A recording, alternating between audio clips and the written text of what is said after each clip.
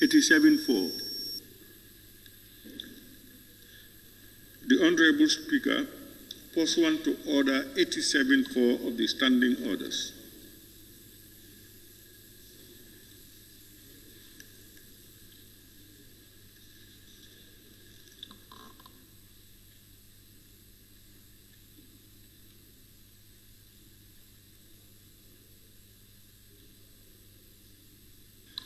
Any more, honorable members, on page 3, which is the last page?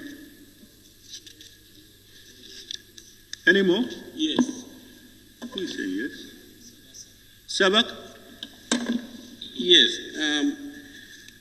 On the same paragraph, where you have the Honorable Speaker pursuant to Order 86-4, you said now it should be changed to 87-4 of the Standing Orders, adjourn the debate on the Appropriation Bill 2024 until Monday, 11th December 2023 to enable honorable members study the bill. There should be TO, before study the bill, to enable honorable members to study the bill. Thank you.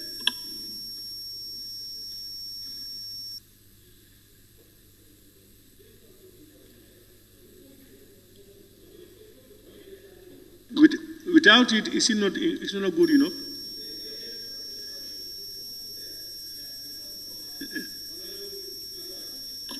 If I may refer to the standing orders, as it is on the standing orders, the Speaker shall adjourn the debate on the motion to enable members to study the bill.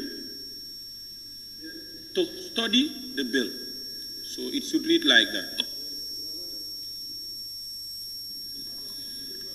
You are quoting from the standing orders. You are making reference to the standing orders. Okay? But in the absence of that, study the bill and to study, I doubt whether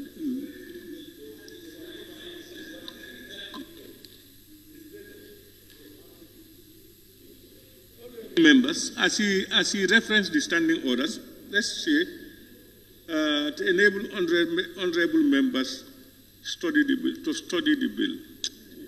I'm not very comfortable with it.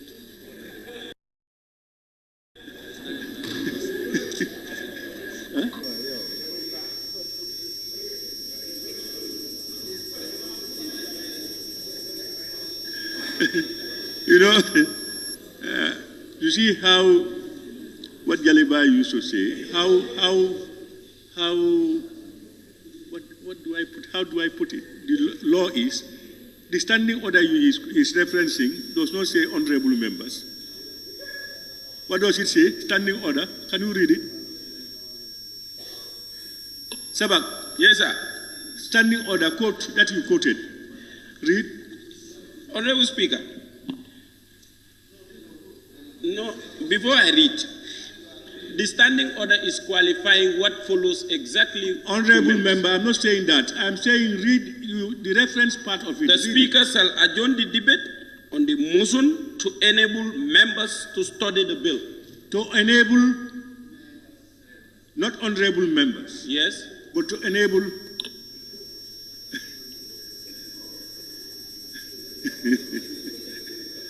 Honorable Speaker. Okay, I think we are fine with it. Are we fine with it first? We amend it to, we add it to. Eh?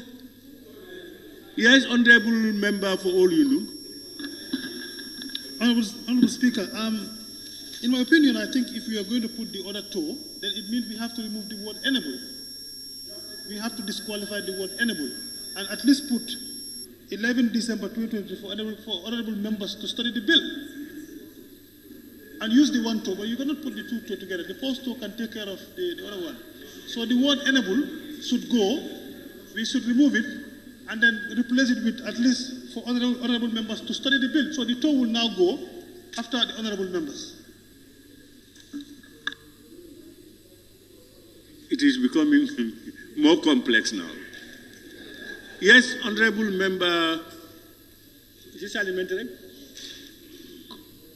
Yes, thank you very much, Honorable Speaker. I think, Honorable Speaker, it's better we leave as it is, because the word, the inability explains already, and the word to enable, and whereas you have the Honorable Speaker, which means the word Honorable Speaker is specifying that it is one person that the action is talking about. So I think the word to should not be added. We can leave as it is. Because to enable Honorable Speaker study the bill, I think this one is more appropriate. We leave as it is. Thank you.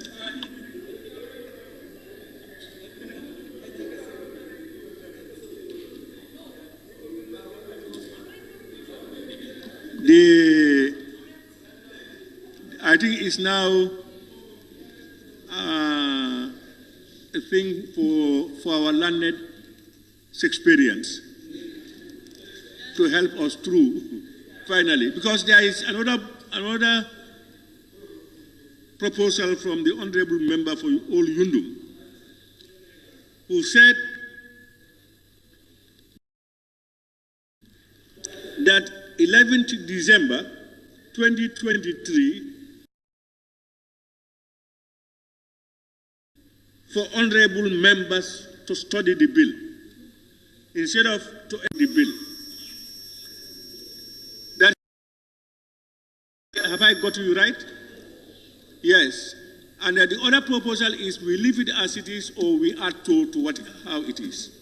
So I think we need to conclude that now. Which one is the best? Our legal experts, please help us. Huh?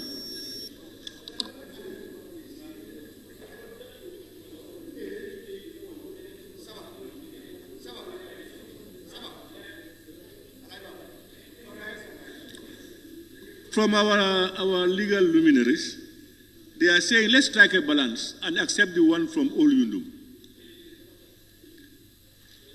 that says, on the Appropriation Bill 2024, until Monday, 11 December 2023, for honorable members to study the bill.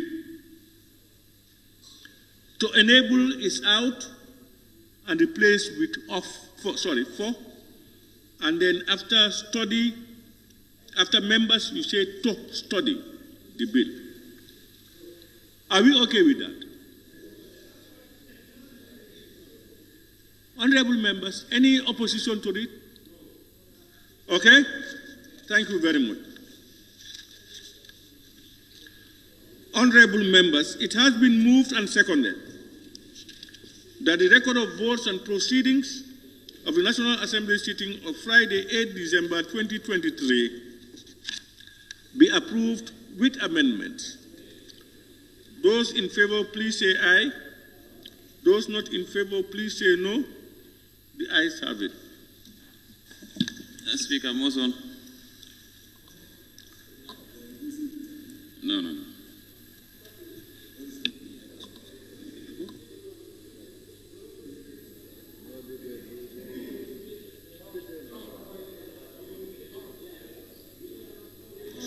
Yes, honorable member for, is it Nyaniga? Yes, thank you very much. Ethics Committee.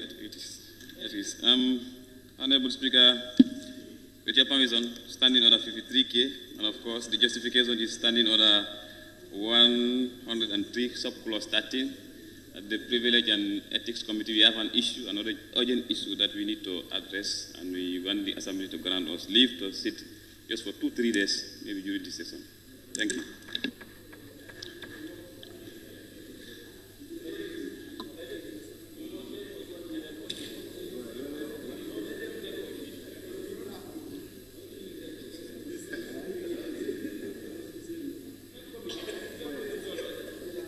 Honorable members, I think what the honorable member for Nyaniga is saying is the Ethics Committee has an important agenda item to deal with urgently.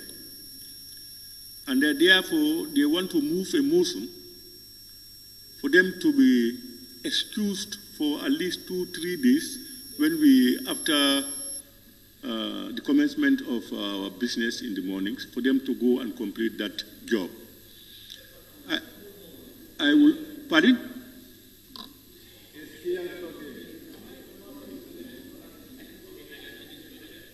Kang, what's the problem?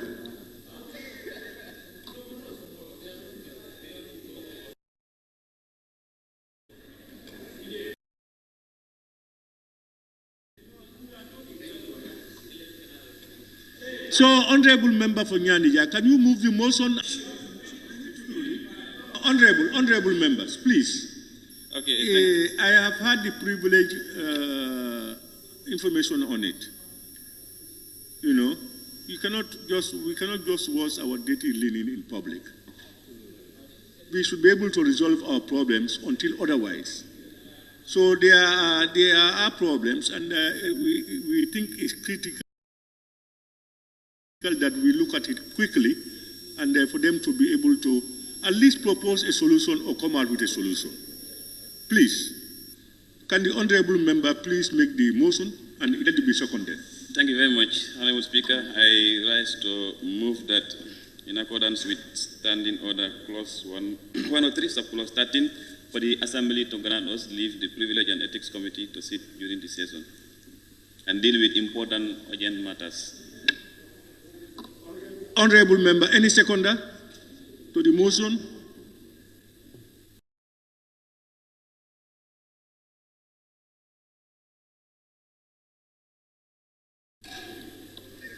It has been moved and seconded that the Ethics Committee be granted permission to look at important issues for the next 2-3 days after the commencement of sessions.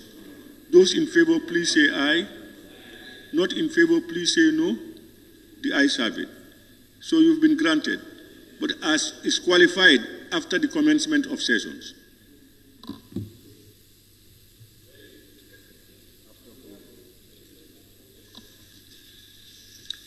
Clerk, can we proceed?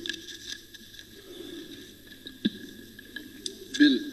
Debate on the Appropriation Bill 2024 by the Honorable Minister of Finance and Economic Affairs. Honorable members, as per Order 87.4 of the Standing Orders, the bill was seconded by the Honorable Member for Ol Yundum on Friday, 8 December 2023, and the debate was adjourned until today.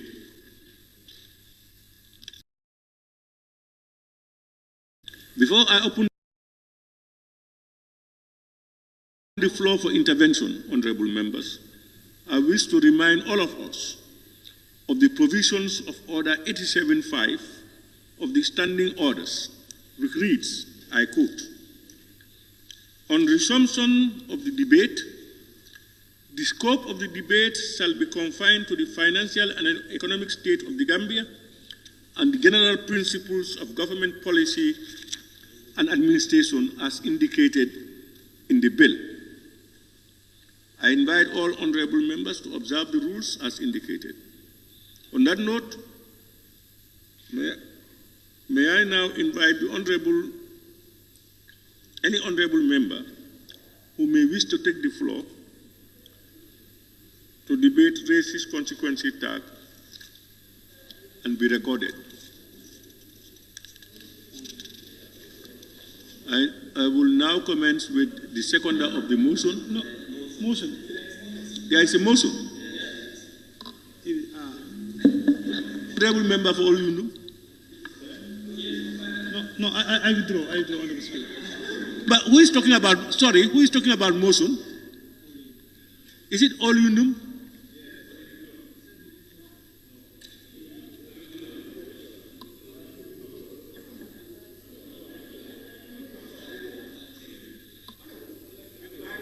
Call upon the honorable member for Ol Yundum to begin the debate.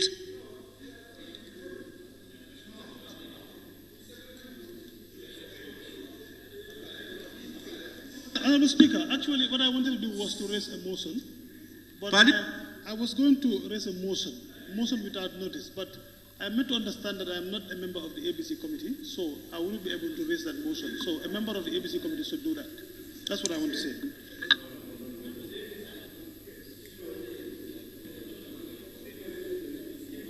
Honorable members, I have just told you for us to start the debate.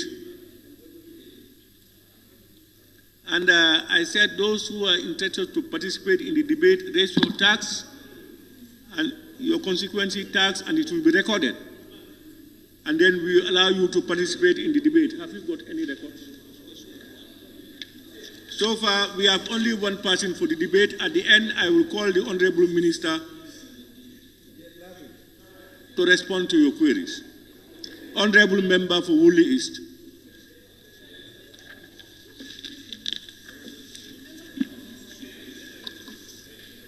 Thank you very much, Honorable Speaker.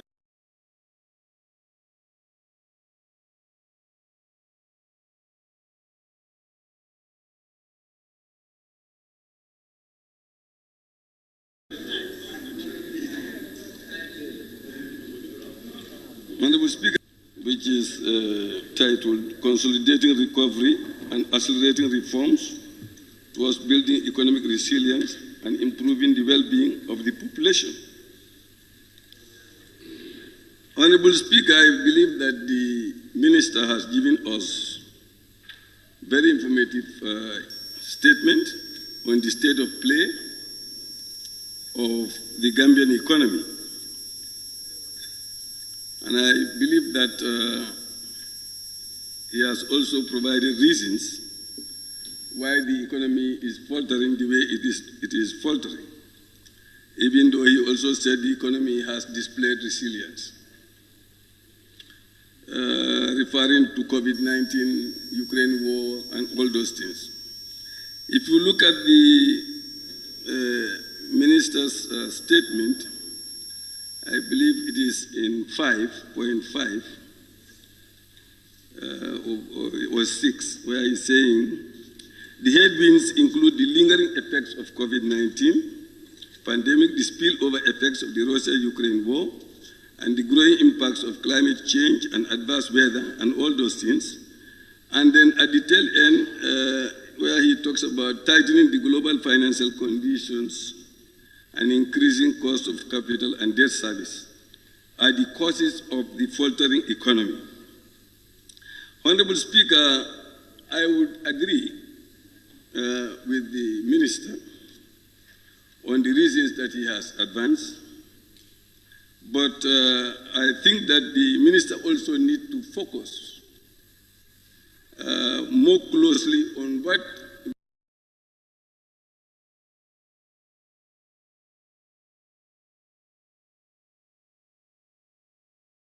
we as a country to ensure that our economy moves from this stage to the other stage.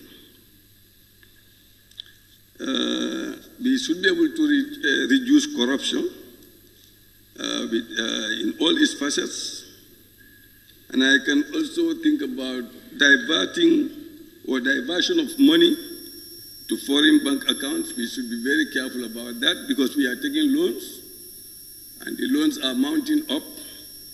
So we must be very careful so that the aid money that we are taking is not susceptible to theft.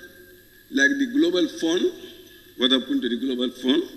Now the Consolidated Fund has to pay that money, which means that we've taken money, it has not gone to where it should go. At the same time, we have to go and pay it again. Honorable Speaker, one sector which has not been mentioned much in the statement is the mining sector. We know that Batokunku, Sanyang, and Katong were engaged in sand mining, but when you look at the estimates, you don't see much coming from that sector. And I believe we need to focus on it now because it is the extractive industry which can really accrue us a lot of dividend.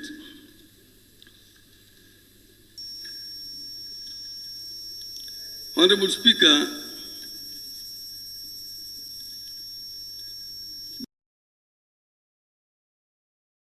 donors will never stop to give us loans. It is their business. They are making profit. So it is us who must think of how to reduce that debt so that we'll be able to make the best use of it to ensure that we can pay the debt, but at the same time, we'll be able to have the production that we require from it if we invest in the productive base. Honorable Speaker, the other area is the area of trade. I believe that we have not been focusing much on that. If you read the statement, you will see that the minister mentioned China. And you can see that the external trade has increased, according to him, substantially compared to 2022. And this is an area where we can really make headway, because China definitely needs so many things that we are producing here.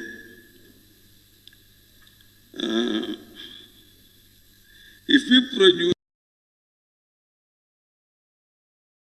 to improve productivity of our workforce,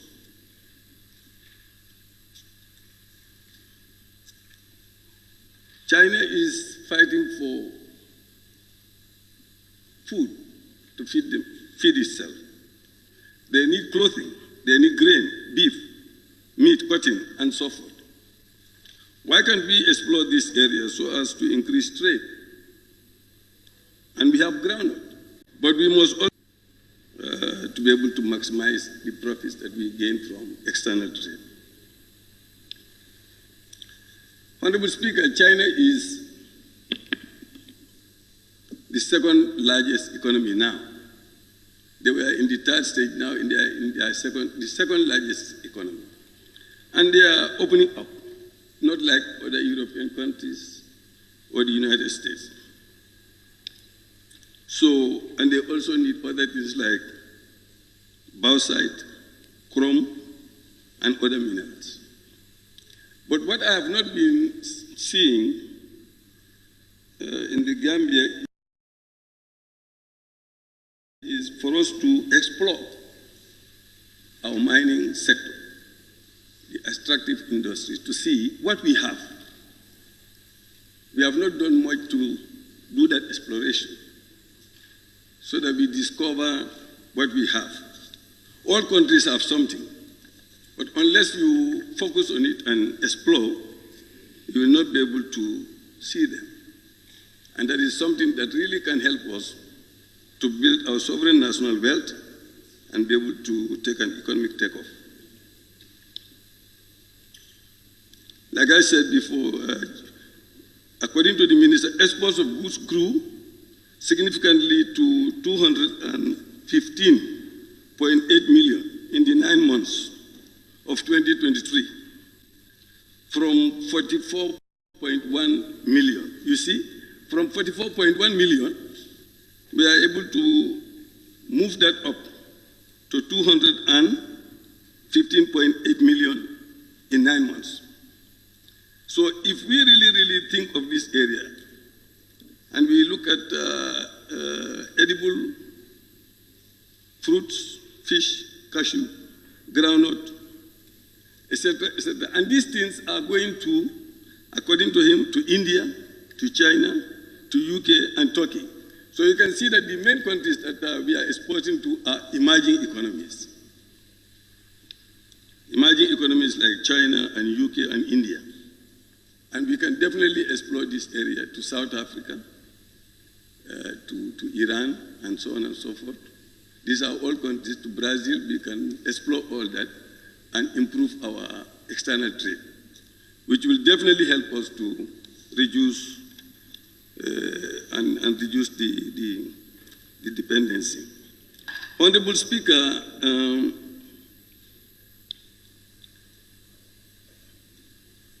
it's about time that we look at countries near us, African countries, that have graduated from aid dependency, like Botswana,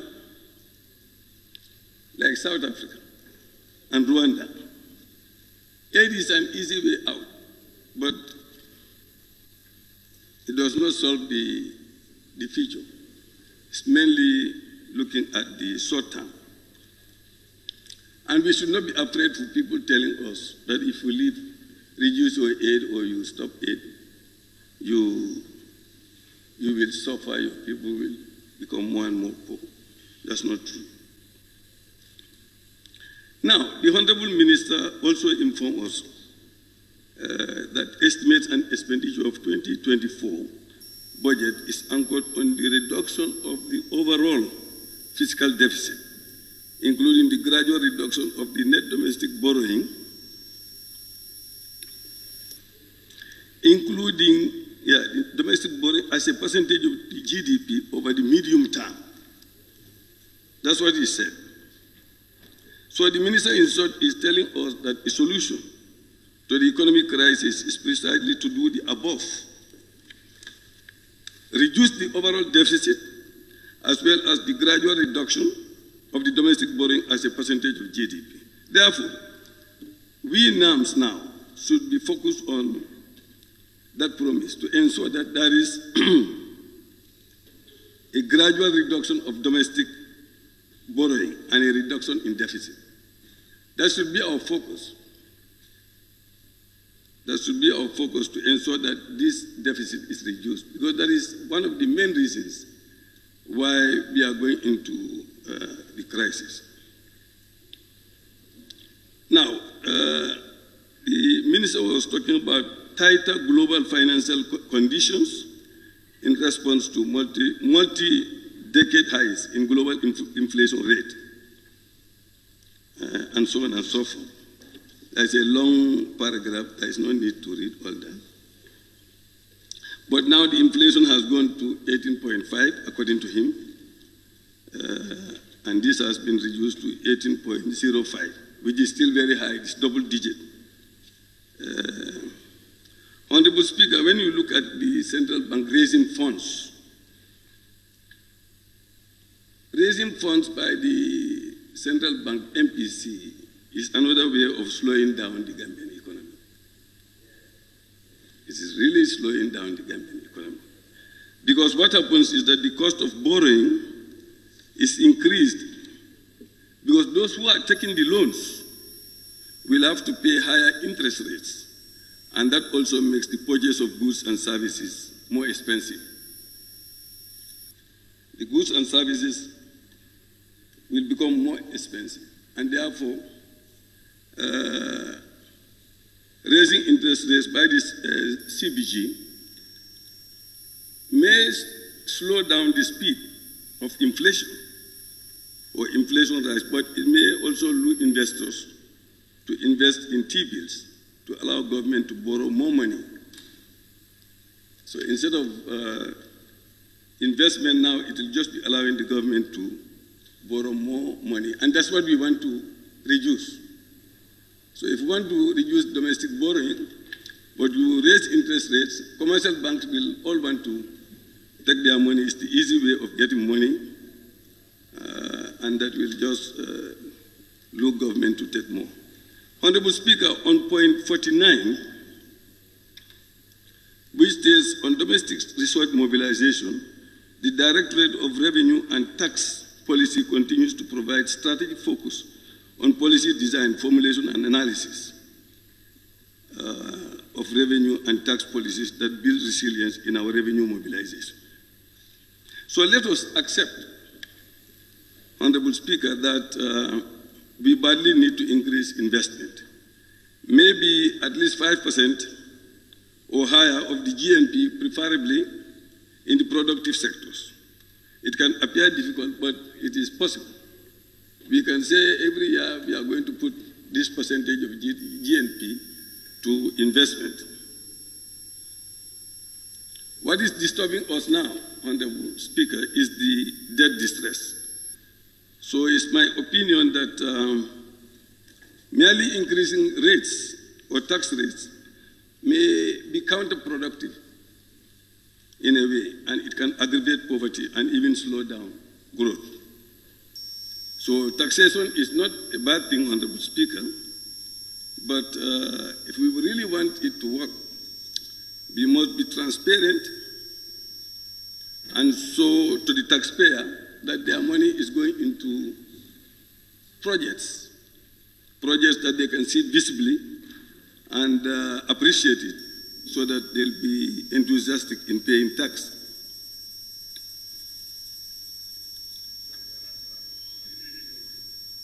Honorable Speaker, let's inform ourselves also that in implementing and even publishing, we can even publish the efforts that we are doing with the taxpayers' money on a quarterly basis or mid-term basis to ensure that they appreciate what is being done. We can also improve services. You have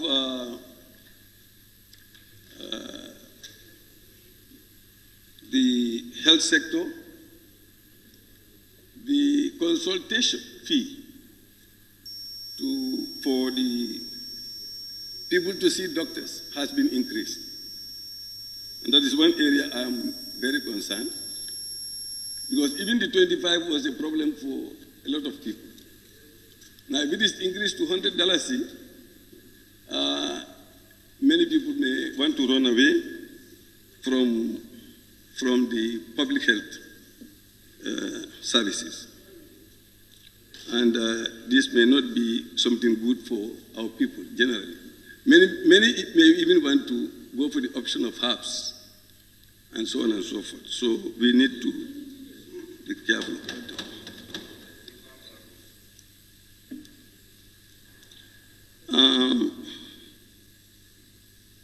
Now, Honorable Speaker, I want to also say that we should review our tax system.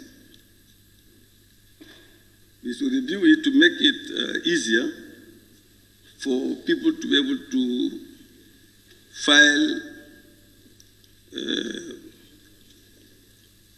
file their tax. And it will discourage evasion of tax, and it will also reduce corruption. That I believe in that. If we make it easier, it will also attract investment and improve tax resources. Also, Honorable Speaker, I believe the initiative in the budget to look for new tax or new sources of tax revenue, but we must be careful not to paralyze our poor people. We can increase tax in areas, but looking at other areas that will really affect the poor people, we should be able to avoid that. Many countries are eliminating certain taxes and going for production, and therefore we can also do that. The minister mentioned digital, which I agree 100%. E-filing system, which can decrease the time to prepare and file taxes. We can also identify tax sources, that would target well-to-do such families, such as property tax, excise tax, and carbon. Carbon is another area where we can really accrue more, and I see that the minister has focused on some of those areas, which I really support. Honorable Speaker, such taxes can deter bad behavior. He mentioned it, bad behavior, and I really support that. I heard him mentioning cigarette. I think cigarette is part of it. We should discourage cigarette smoking. There are other areas also, like alcohol, which is also okay. I did not look at anybody.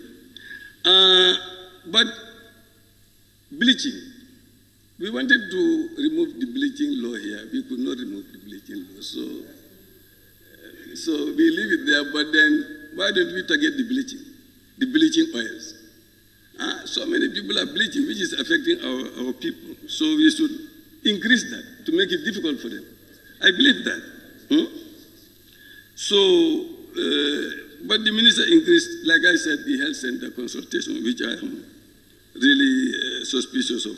I think that will be a problem for many of our people. And you know, you also talk about working with the World Bank. I think you said something like work with the World Bank on tax mobilization. I know that the World Bank is working with Senegal on tax mobilization. And it looks like they are going very well. They are reviewing the tax. So I believe that we should also explore that to see that what strategies do they have to really help us to deal with tax.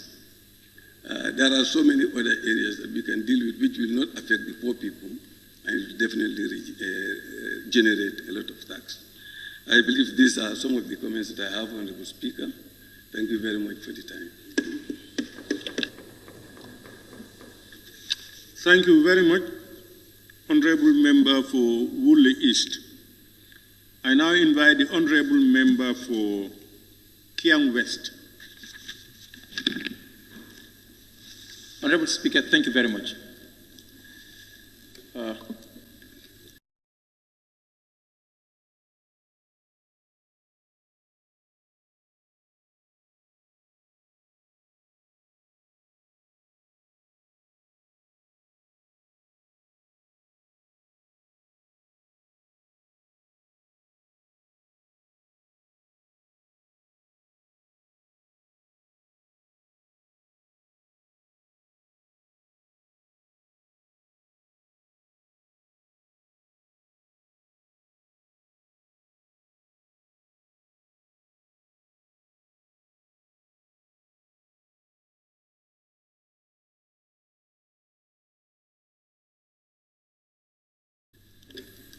The Ministry of in charge with the future of the country, to ensure that we have future leadership that is responsible and responsive, and by giving youth empowerment, ensuring that youth are responsible and they contribute immensely to the socio-economic development of our country.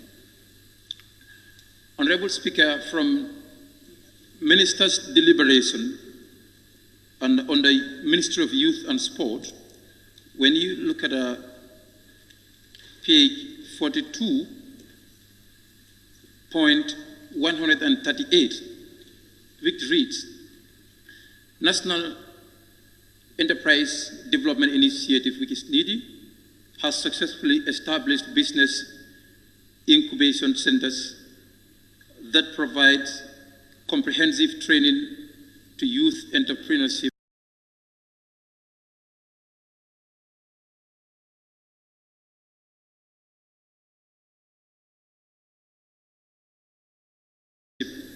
and at the end, quotes grant of $50,000 each to 32 youths in the country, across the country. If you look at that, youth and women entrepreneurs, right? Good. And if you multiply 50,000 by 32, that is 1.6 million. Honorable Minister, we the youth of the country, we are telling this is a very small commitment to the development of the youth sector when it comes to entrepreneurship and empowerment. This is really very small, $1.6 million. It's very small.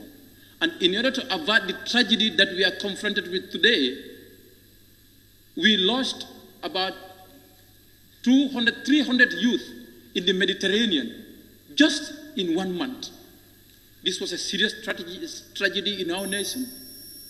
Every country, everywhere you go in the country, every neighborhood, know that one will tell you that our neighbor has died in the Mediterranean just a few weeks ago. And in order to avert this, there is no other way to empower youth than stopping them from traveling this irregular migration. This is dangerous, and our country has not had any tragedy more than what is happening today. And in order to stop that, we must empower this ministry through youth empowerment and women empowerment initiatives. But looking at $50,000 to 32 youth and women entrepreneurs is very small, it's very minimal. It's very minimal. And in order to avert what is happening today, we must commit huge resources to the future of the country. These are the future of the country. National Assembly members, ministers, presidents, they are all dying in the Mediterranean. It should be a concern for all of us. May all their souls rest in perfect peace. But this is a serious tragedy in our nation, and in order to avoid that, we must put in serious mechanisms. And when you look at the National Development Plan, the National Development Plan is among one of the pillars to address migration issues. I have just read it, but I forgot which pillar exactly does it fall under. To address migration issues, it is not only about making Gambia a safe environment for migrants, no, but also to address the issues where our young boys and girls are traveling from this country through the sea. What is happening to the security sectors that are guiding this post? Honorable Minister, this needs to be thoroughly looked at. We have the immigration at the port. We also have the Navy. How comes these people can escape our waters and travel this far? And we can only be informed that some of the boats were all sinked just by people who had taken its responsibility upon themselves, but not by any authority to tell us what has happened to these people.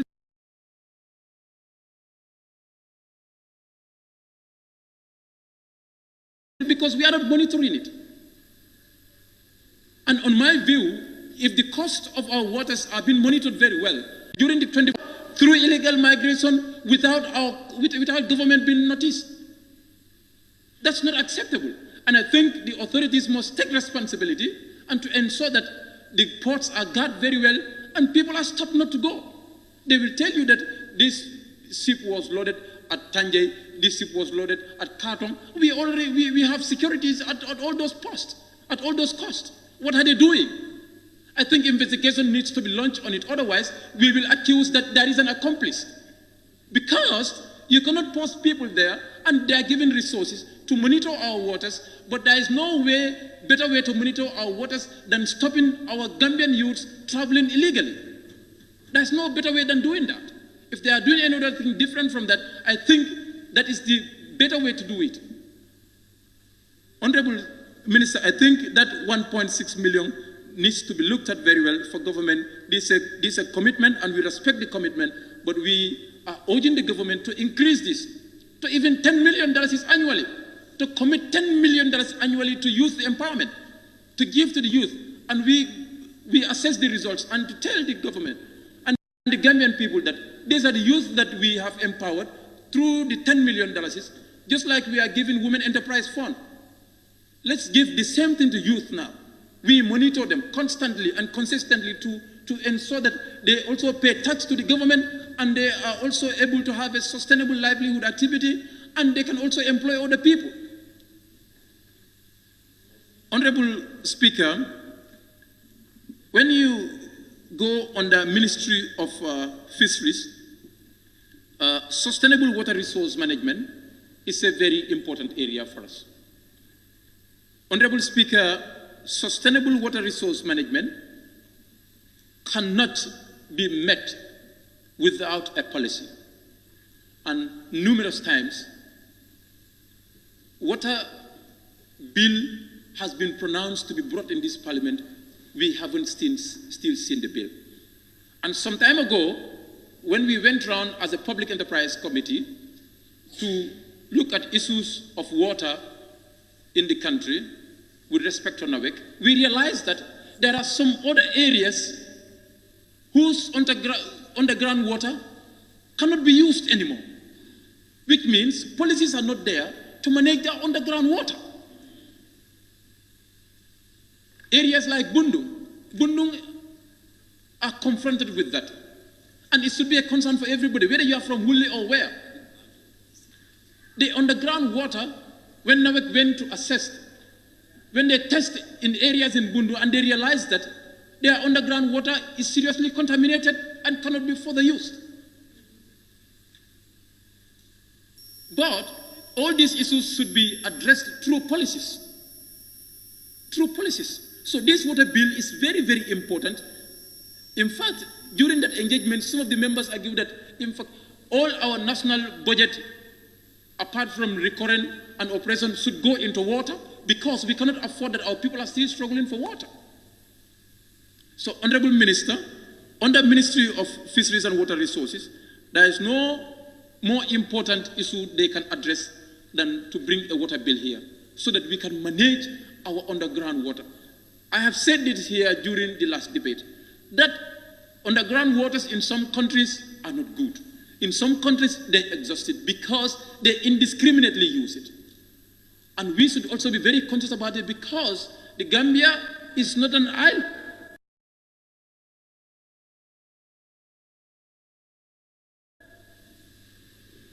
These are natural resources that we must use in an area and tell you the underground water cannot be used. And they went, this is why they have the commission, the borehole that we have at Bundum Borehole, because that water is contaminated and it cannot be further used.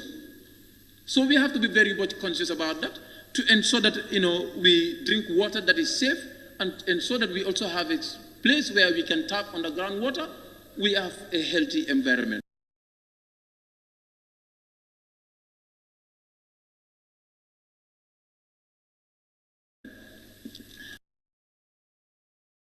Honorable Minister, other than that, I only want to raise a concern in the increase of revenue has taken us almost 5 billion come 2024. What I want to question, are you going to get these 5 billion from the top areas through revenue collection by GRA or is by levying tax on the citizens? If it is by levying tax on the citizens or increasing tax, that is going to increase the cost of living. That is going to increase the cost of living. As we are always advocating that there could have been a salaries restructuring so that the standard of living could match our earnings that we have in various offices. But if you tell us you are targeting the top areas through GRA to get this from businesses and imports and trades and all that, we could understand. But if you are putting it on the citizens, we want to know that this 5 million is a huge money. Whether it's achievable or not, we need to know. If you are putting it on citizens, it could be achievable, you get the cash with you, but it comes back to citizens again because the cost of living will be higher and people will suffer. And when people suffer, and that will also cause more pressure on our resources. Going to health centers, you will not have, money to buy drugs. You will be, so it causes a lot of pressures everywhere. So these are serious economic issues that we need to look at. When you project that you will collect this amount of revenue with that tune, $5 billion increment, that is a huge increment. If it is on the top areas, what percentage have you increased, on your taxes when it comes to trade and businesses? That has to be known. And if we are trying to get it from the citizens also, that also has to be known. And there are serious consequences of that, which could also come back to you as a government and to all of us. So, Honorable Speaker, with this few remarks, I thank you very much for giving me the floor.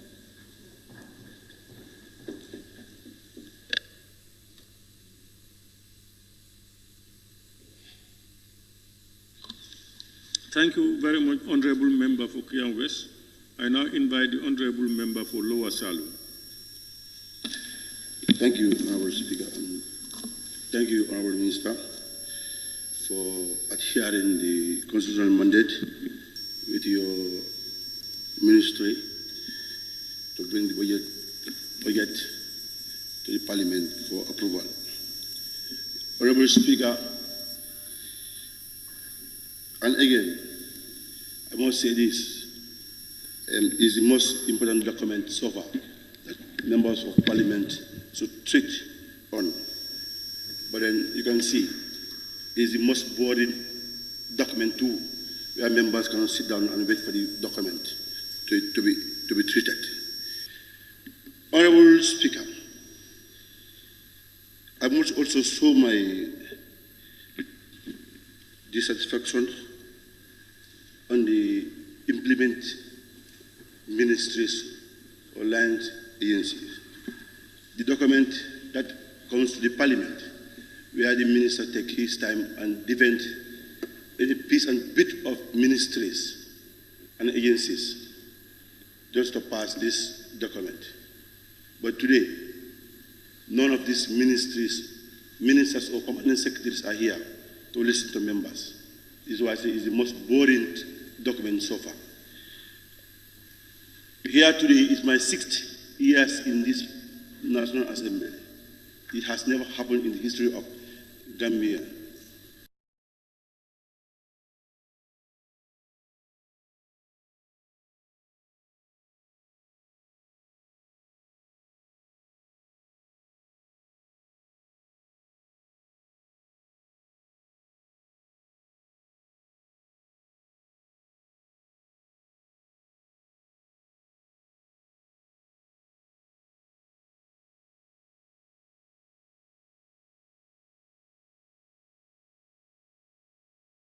Whereby,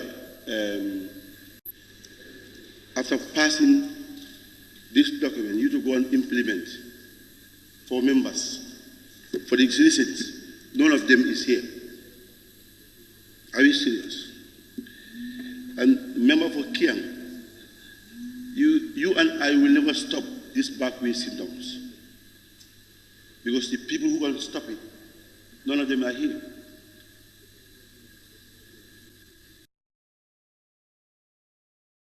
You and I will never stop it. What is happening in this country? We'll just come here and say it. At the end of the day, it will not hold any water. Honorable Speaker, if you checked the process of this budget, Honorable Speaker, it could have been better for the minister and the parliament. You just lay the budget and we pass it there. Then the minister can go and the ministries go and implement it. I've not seen any impact on this document of the life and livelihood of the Gambian people. We will be struggling and struggling every day. We will not change anything. Those who are rich will be rich. Those who are poor will get poorer every day. Honorable Speaker, the minister has mentioned the 30% increment in the life of the citizens. But I'm telling you today, that's 30% increment doesn't show any dividend to our people. Honorable Speaker, the most sad thing, I'll just give an example today, where after going committee stage, the committee members come with their reports, committee reports in the parliament, where the budget seeks not to address those basic needs. For instance, the securities, vehicle and GIs and their needs in the armed forces. This budget that we're going to pass cannot sit to address those issues. Then what this budget is meant for? Because I guess if the members of parliament go around for oversight functions and know the problems of the various institutions or departments, only to correct those things is during the budget session. But if that cannot happen, I think the way it comes in a document form, they take it like that, because it cannot address anything. When the security officers are down there, even the GS that they're going to put on themselves, they will go and buy it to go and serve you and I. When you go to the health facilities, there's no drugs. You call that one as a budget. Where this budget is going to sit to address issues then? When you have seen 2023 budget was approved in this parliament, allocation was made for travel votes, and they exhaust those travel votes, even go for extra debt for $6-7 million. I have seen that evidence with me. When you said you're going to empower youth, put in 1 million. When you want to stop this back way, you cannot. Today, how many of our people are there in Libya?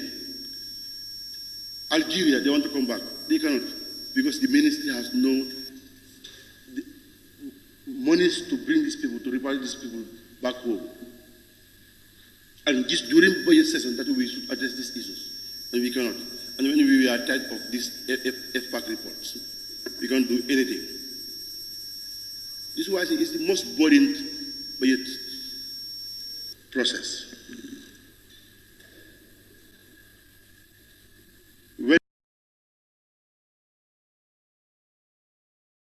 When there are no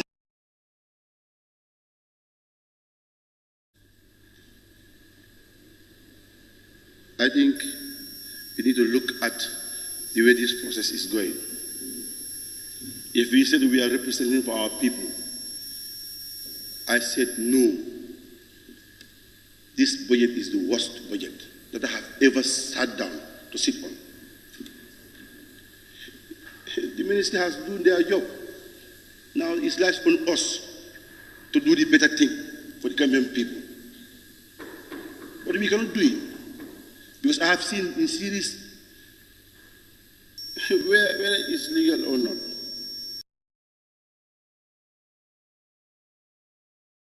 If the FPAC passed their resolution, and FPAC never mentioned anything, they have just do their and article it, they talk and do certain things. But when our hands are tied up, we can't do anything. The way the figures comes is the way it passed. So we call it budget. This is why it's boring. In that day, there was, you can check, 16, 17 people were there, sitting down. Most of them match out. The past budget sessions, where we see ministers scrambling with the finance minister, no, this is the way we wanted to do it. I can fully remember the former VP, when he was the Minister of Higher Education. He told the finance minister, no, this is the way we want to do it. And this is the way, if you give us the money, this is the way we're going to implement it. It's what we expect from the ministries or the ministers. But you can see, none of them are here. If the ministers are political appointed, we have no problem. But the technocrats should come and listen to members, because it's an important document. But already they have already passed. Their travel votes are passed, everything is passed. Now they will come and implement it for themselves. It's a shame. Honorable Speaker, last month I will just give an example. When the minister said the 30% increment of salary increment, where a security officer found me in the bank, a sergeant officer receiving $3,750. We said, this is good.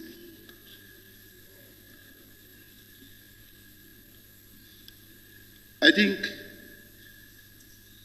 it's better we go back to the drawing board to make sure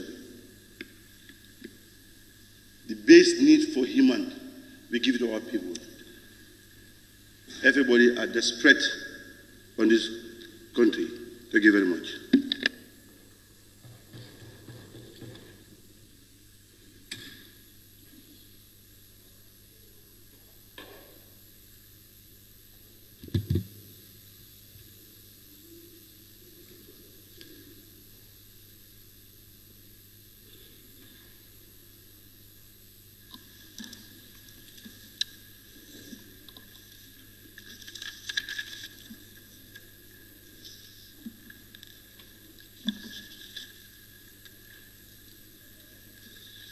Honorable members, I now invite the Honorable Member for Joshua.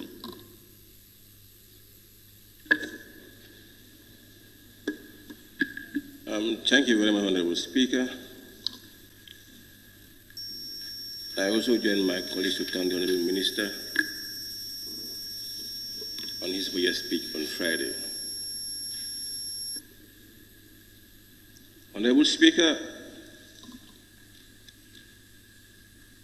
going through his speech, let me start with the revenue base. Because we have seen an increment of almost 5 billion compared to 2023 budget that needs to be implemented in the 2024. And I know the Minister will come back in details to give us where are his target points to at least cover up this big difference, which is welcoming, because with proper homework, we can even collect more than this. Honorable Speaker, as we are surviving based on revenue, we almost always work hard on our revenue collection. Because during our budget bilaterals, we only see people talking to us on our bilaterals on how to spend, where to spend, but nobody will tell you how can we collect more. You need to sit together and then start. I think it's important we start thinking on how to collect more and where and how should we collect more. Than always thinking of my budget this year is small, I want an increment in the A, B, C, and D. But none of them will tell you that I can collect more than this when this and this is done. I think I put it to my colleagues to look into it properly. If possible, I think we should start, though we do have budget bilaterals, because one of my colleagues is complaining about that we need to have ministers come in here to explain and defend their own budget. I think it's important we copy from our neighbor countries, where ministers will come to this gallery and defend their own budget, than always allowing the Minister of Finance to be there alone, and then when they are not available. If they come here to defend their own budget and we've seen that what they are doing is not in line with what we want, we can say no to their budget individually, than trying to make the whole country suffer. I think we'll suggest that let them come here in the gallery and defend their own budget in front of us, and then we scrutinize them one by one. I think we need to look at it and change our standing orders also if possible. Honorable Speaker, going to the revenue, the Minister has mentioned on few points, going to page 67, possibly, yes, on page 67, on areas that he thinks that we can increase on collecting funds, or we call it withholding tax, and mostly on rental properties. If you look at the MDAs, they are not much, Honorable Speaker. We have few MDAs that can collect, or that are renting, and then they might also hold on their withholding tax based on their rent. But when you come to properties on private areas, on the same page 67, on page 67, if you look at properties on private areas where you have 15% possibly increment, 8% increment on those taxes. My question is to the Minister is, how prepared are they? Are there any monitoring mechanism that they will put in place to monitor those areas? Because it's like between you and the landlord, between the tenant and the landlord. If the tenant is to hold, let's say 8% of what I'm paying to the landlord, if he is to hold that, what will be the agreement between the tenant and the landlord? Is he not going to make another burden on the tenant? Because if you increase 8% if you charge 8% as a withholding tax, that you should hold from the amount being charged to you by the landlord. Is he not going to charge you more than charging you less? Because you don't want to lose. So if you see how best he can also gain that 8% that is charging, and that 15% that is currently being taxed on him as withholding tax. I think that should be a proper story on this, and also come up with these issues, because there is no rent act that can guide us. So if you come up with this new tariff, I think they need to be looked at properly. And Honorable Speaker, also with regards to the same increment, there are certain increment on tax that we need to look at also properly, because our borders seems to be also well tightened up. If you increase, let's say cigarette, we want to increase cigarette. Yes, you all said, yes, you want to increase cigarette. But is there any proper monitoring? If you increase in the country, and the demand is now low, if the demand is low, then it means the increment there is no impact. Because if you increase it here, and then someone like me goes to the neighboring countries, let's say in the borderline where there is no proper security, I can take it from Senegal and come here and sell it cheaper than what other people are selling. So that the ones that are importing into the country might end up losing. And if the demand there is low, then it's like the tax will not be seen.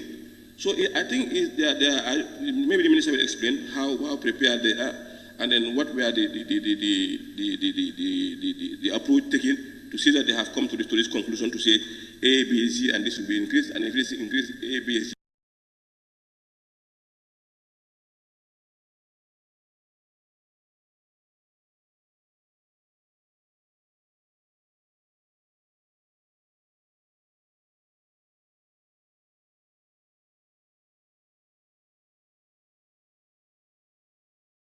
This is the way we're going to correct it.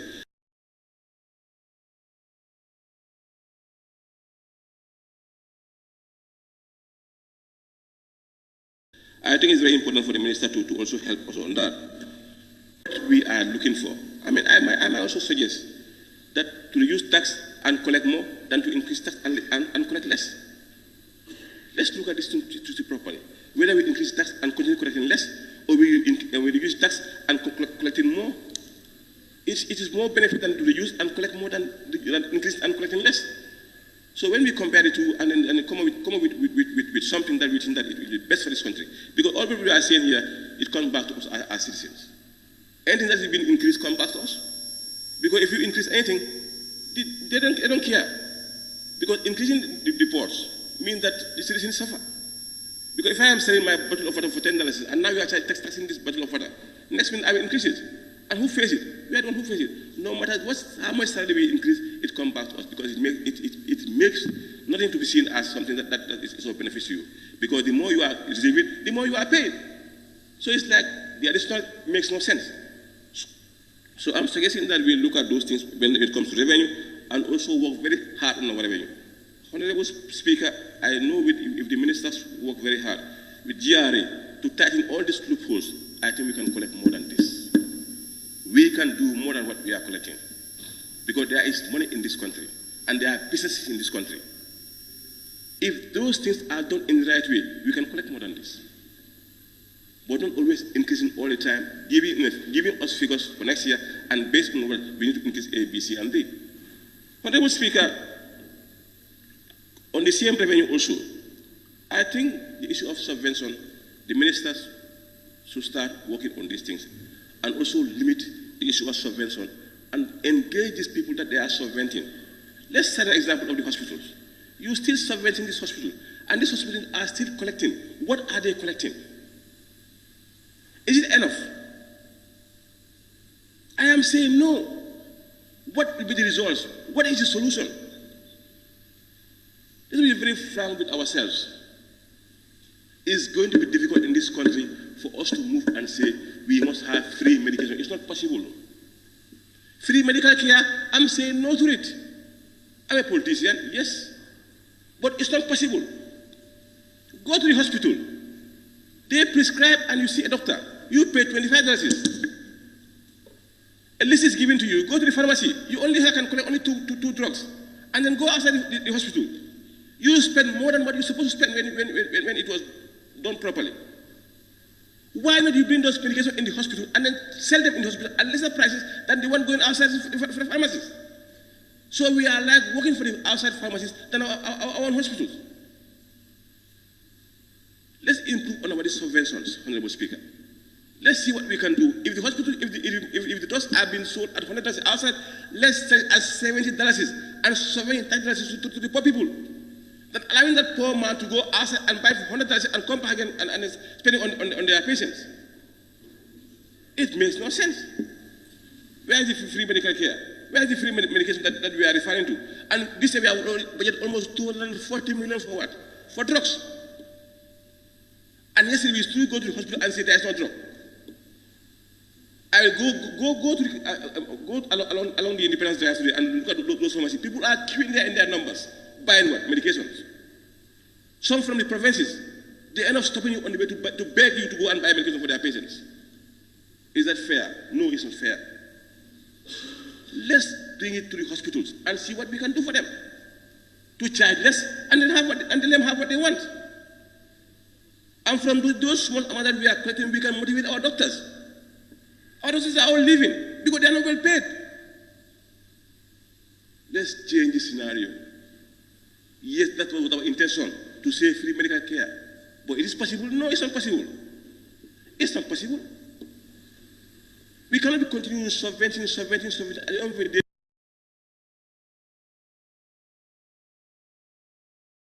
we start blaming each other. If the grants are not coming, you look at the grants today. I don't know of currently because I was trying to make my own design, but I was not able to get what I want. It's like the grants are not coming. If these grants are not coming, is it not also disturbing the TMS? The Treasury men is not disturbing the Honorable Minister? If the grants are not coming and these men are projected to be at the Treasury men account in the central bank, it's not going to disturb it. And if it disturbs, it's not going to also disturb your allocation to ministries, Honorable Minister.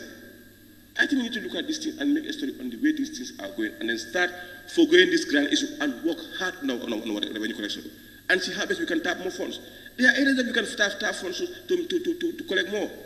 But if those areas are left, nobody cares to say, let it be like the way it should. As the Minister made mention, there are big guns in this country that are not paying tax. Why are they not paying tax?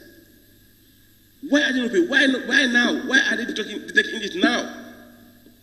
What went wrong, Honorable Minister? What went wrong? This is why they were not paying.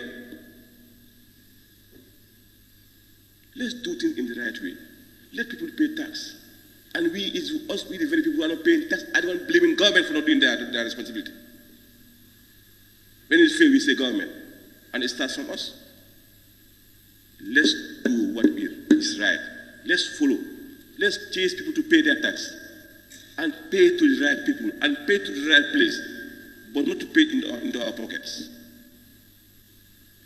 Honorable Speaker,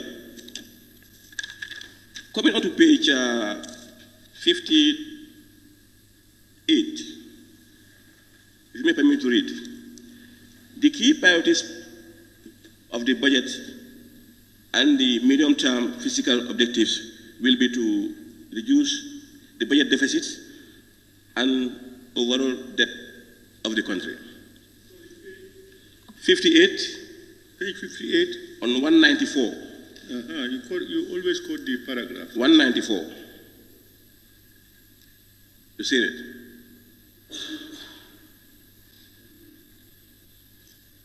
Honorable Speaker, this is a very good move. But I also have a concern to the Minister to help me in.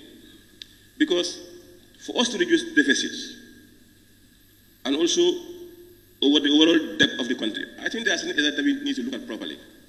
One is to make our SOEs to be very much effective. There is zero on dividend. If there is zero on dividend, and these are the SOEs that to help us to achieve this goal, then where are we?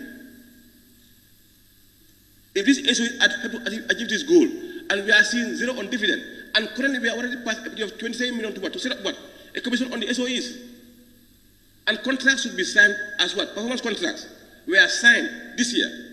So, and we still we are saying zero dividend from this year's budget. Then how are we going to achieve our this goal, Honorable Minister? I think it's important we look at the SOEs and then see how best we can move on these SOEs to see them start paying dividend to government. If they cannot be privatized them, give them out. Then money comes in, then always government is spending and nothing is coming on. It's becoming a burden on government. Honorable Speaker, I think it's important we look at this properly. Yes, the revenue base is also part of it, in which there is an increment that he made mention, in which I already deliberated on. Honorable Speaker, on the same page 59, 196, the National Debt Service. Honorable Speaker, almost 25% of the budget is going on what? Debt services. And then, Honorable Speaker, we the politicians per se, or we want representing the people on the ground. we do have a lot of complaints, and I want the Honorable Minister to make it very clear to this August Assembly. All these debts, when and how were they accumulated? Because we cannot be giving examples through the 30 years, the 22 years, and the 7 years of the current government. If they can have this amount of debt,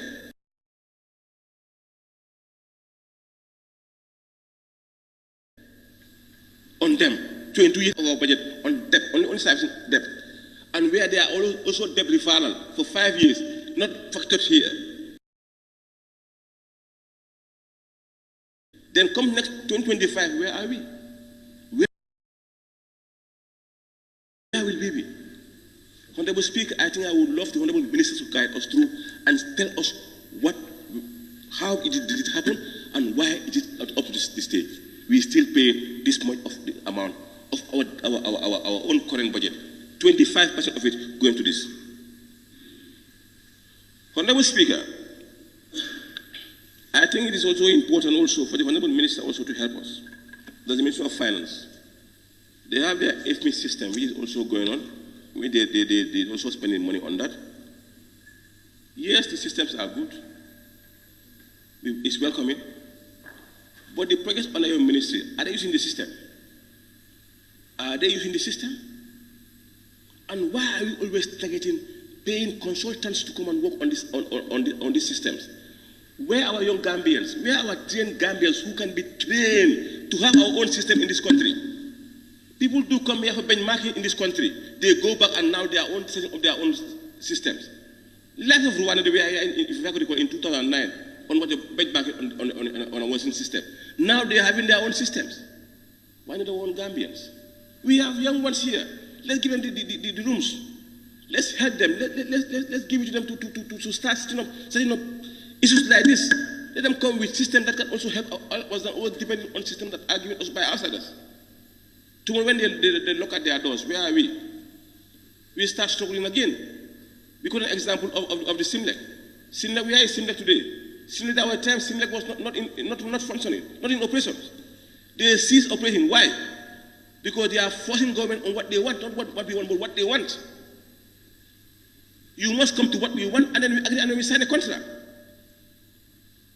When SIMLEC was competing with a Gambian, and they said no to the Gambian and give it to SIMLEC as a foreigner. Now SIMLEC is conditioning us. Give me your passport, give me A, B, C, and D. Now we are giving all that belongs to us, our safety, our security, to SIMLEC to operate as another entity outside of the country. Let's look at things properly and start helping our own Gambians. Let's help them. And also, helping them also, let's also help ourselves as Gambians also. Let's have the big hearts. Let's think outside the box. Let's think big. They're only thinking of, I'm not the past, worry my elect. Let's think of, I'm not the past, baby, let's think of a whole year fish money. That only a daily fish money. Let's think in that area. Let's think big as Gambians. But for us as Gambians, we always think very low. It's very sad. Honorable Speaker, on the drug issue,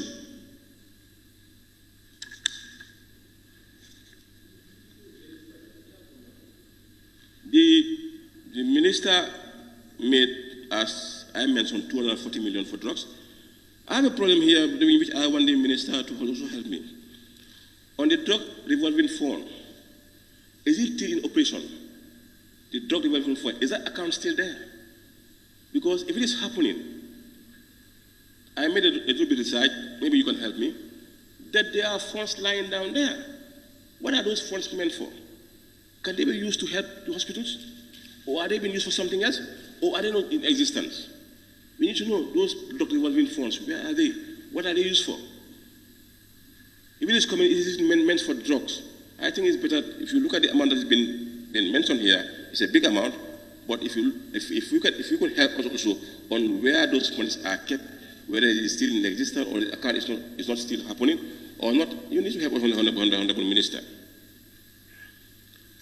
Honorable Minister, also in your speech, I have seen that from your ministry of Foreign Affairs, where we have 30 million for 30 for Abuja, 30 for Senegal, and then 20 for Brussels to build in quarters for our staff or offices for our embassies.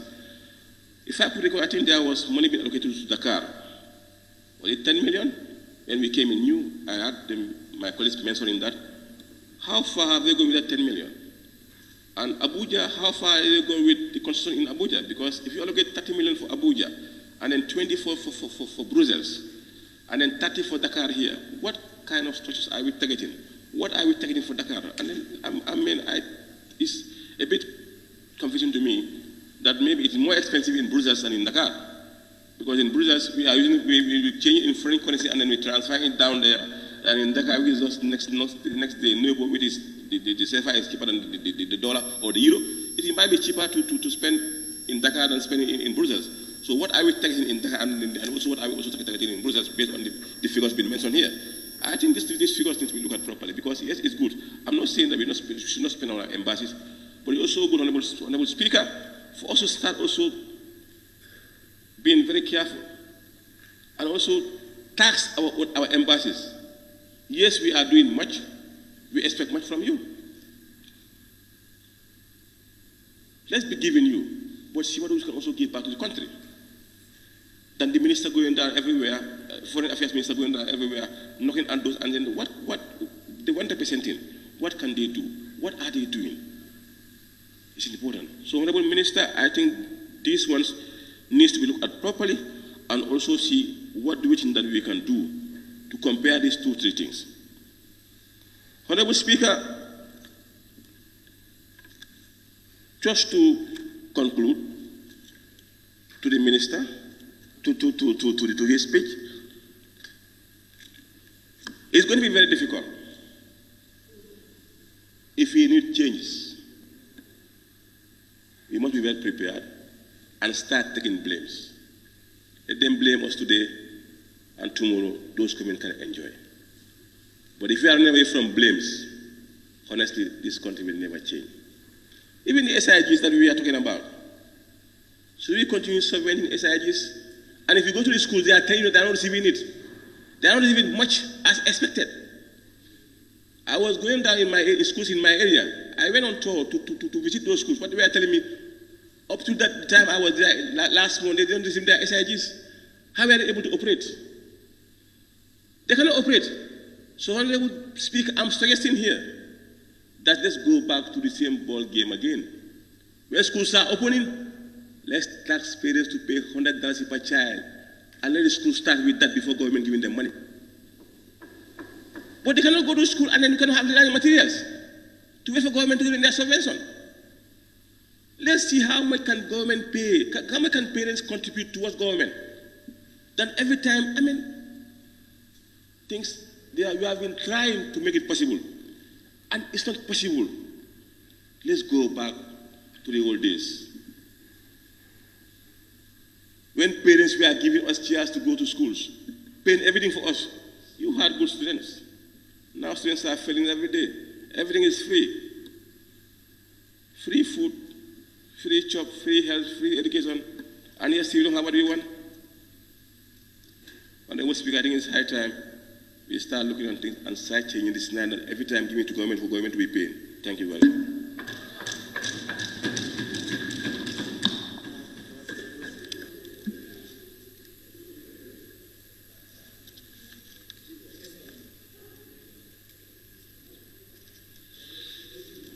Thank you very much, Honorable Member for Josuang. I now invite the Honorable Member for Nyanija. He's withdrawing. I now invite the Honorable Member for Old Yundu. Thank you, Honorable Speaker. I'll be brief because earlier on I wanted to move a motion that we cancel the debate and then proceed with whatever we were supposed to do. But then it's good that my colleagues took the floor and then have their say on the budget speech. Honorable Speaker, I want to be positive partly on the budget speech, but of course I have some little concerns maybe probably the Minister will be able to address. First of all, what I wanted to say is I want to thank the Minister of Finance and Economic Affairs with all his staffs for bringing a detailed budget speech in the National Assembly that is broken down into pieces for at least members of parliament to understand most of the something for me. At least I have seen areas that I have not seen in the previous budget speeches. Thank you so much, Honorable Speaker, Honorable Minister, for that. Honorable Speaker, part of the budget speech, the Minister and the government mentioned something.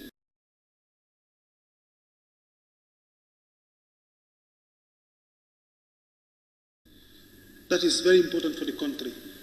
And a lot of us, especially the citizens, lose sight of that, and we don't even talk about it. But I think it's important for us to highlight, at least for others to understand. And I know people knows about it, but then they don't just pay attention. On page 10, the minister said in the budget speech, on paragraph 6, on the fiscal front, as at the end of October 2023, the government provided subsidies on fuel products to the tune of 479 million to ease the effect of high global fuel prices. When you go out there, everybody, all of us are driving vehicles, and a lot more citizens also have their vehicles driving out there. But they purchase fuel at a lesser price than expected. And that is as a result of government intervention to subsidize the cost for citizens. And I think that's a good point for the government. But how many of us are talking about that? Nobody is talking about it. I just wanted to ask the minister this question, whether this subsidy is still going to continue on, because I know it supported a lot of people. I'm not giving you a chance. What do you want to observe? Sit down. So, for the issue for me is it supported a lot of people, and that is why the minister highlighted in the budget speech. So that has created a gap or a burden on the government. Probably all the things that they are supposed to do, because they are leaving a lot of revenue gap that they were supposed to collect and, implement or spend it on sectors that are going to change the life of the people in other areas, but they are not doing it. At least they are leaving it in this area for citizens to benefit from that, which is good, and I appreciate that.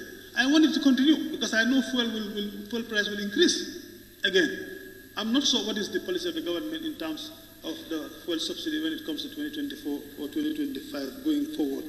But I think it's a good thing. And every citizen must talk about that, because that is the area where government is doing better as well. Because when they subsidize fuel price for citizens to be able to purchase fuel at a lesser amount, we should be able to thank the government for that bold step. Honorable Speaker, that is one aspect of the budget, and I think that is good. The minister mentioned it. The Women Enterprise Fund, Honorable Minister. Observation, just, please. You're observing me? Yes, please. Okay. Yes, you have highlighted a very good point. Please add it and ask the minister about the sustainability of what you're talking about. It's a good point, but sustainability is another important thing, because it's a whole plan. Please.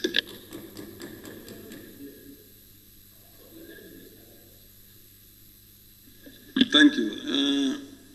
Honorable Speaker, I just want to add that, if the government continues with this fuel subsidy, when fuel goes down, the government should not also should continue to receive what they should receive to be able to augment this.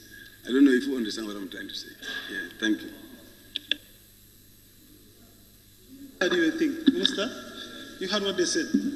And I think that my point is, I wanted to highlight the issue for citizens to know that government is doing well in this area, and they are subsidizing fuel for the citizens. That is what I wanted to highlight. So the minister had all of you. The other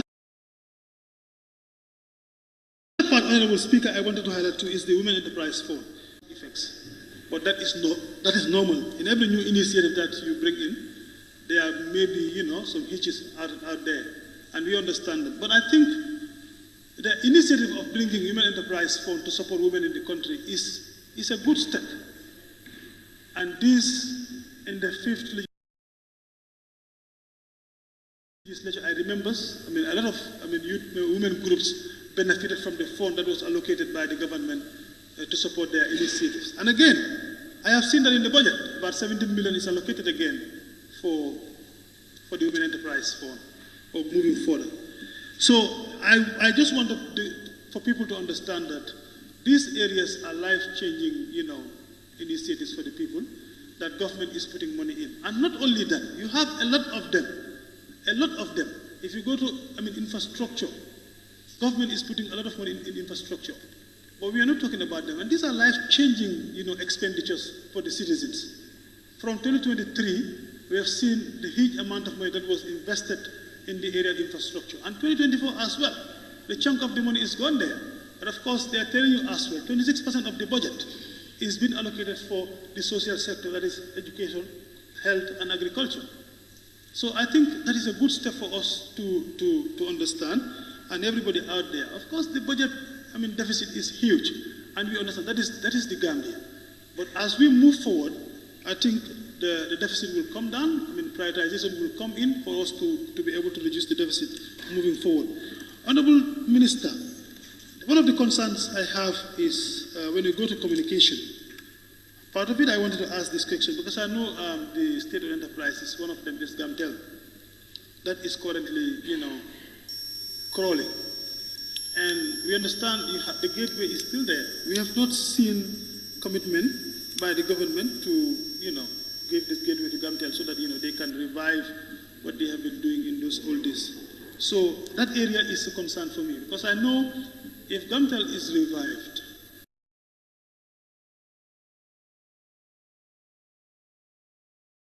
and telecommunication is, under their responsibility, I don't understand. Maybe is the minister thinking about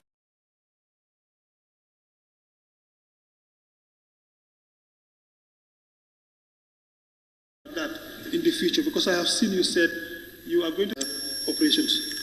Honorable Minister, as well, the budget speech also highlighted a lot of good things about the Minister of Youth and Sports. And as an advocate, I think under the youth sector, one of the recommendations I also wanted to make, because I've seen the budget allocation for Minister of Youth and Sport, both youth and sports. If you look at the implementation, many a time you see that the allocation for the sports sector alone will consume the entire budget, and then the youth sector will be left without anything. So it's a recommendation, probably the government will think about that. Either to think of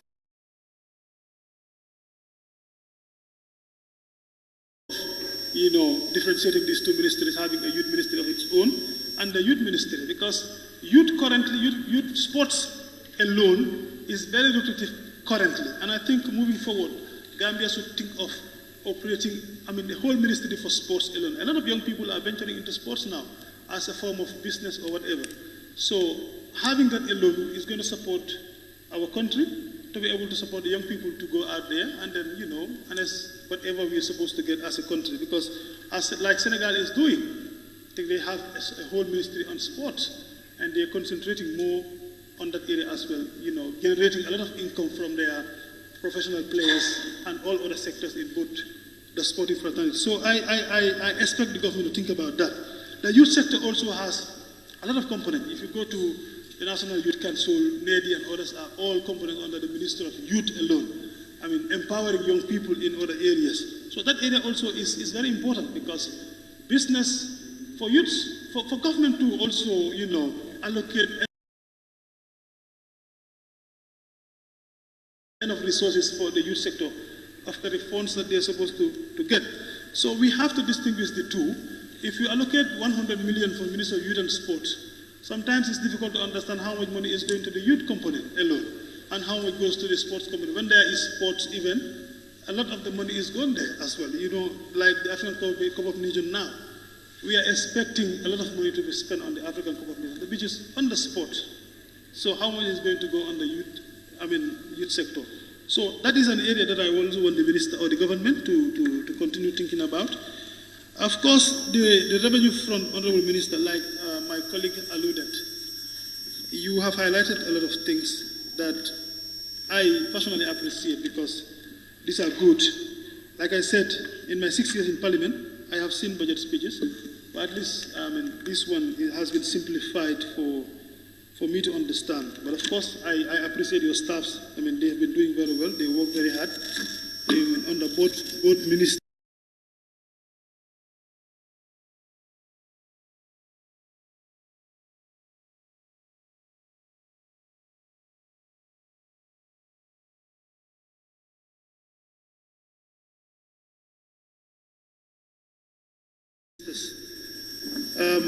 Like my colleague,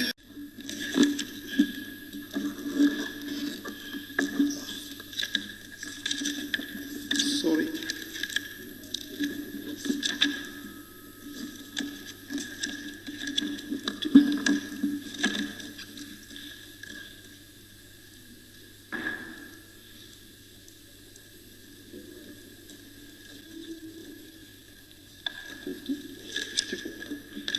I missed it. Sorry, Honorable Speaker.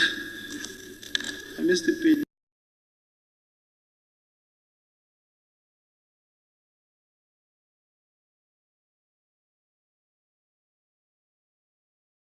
No, that's why. Yes.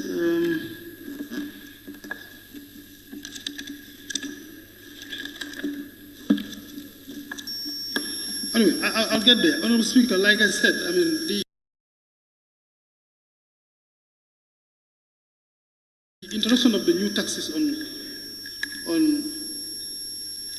on cigarette, tobacco front, we really appreciate that, because that is one of the areas also we expect the government to generate funding.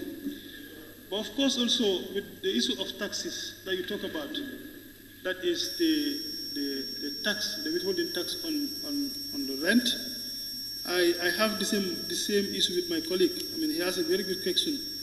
What are the mechanisms in place to be able to monitor, like a tenant holding, I mean, a percentage of what is supposed to pay to the landlord? How is the ministry going to get that money from the tenant? How is he going to pay? What are the mechanisms in place? Those things should come up, because these are very good things.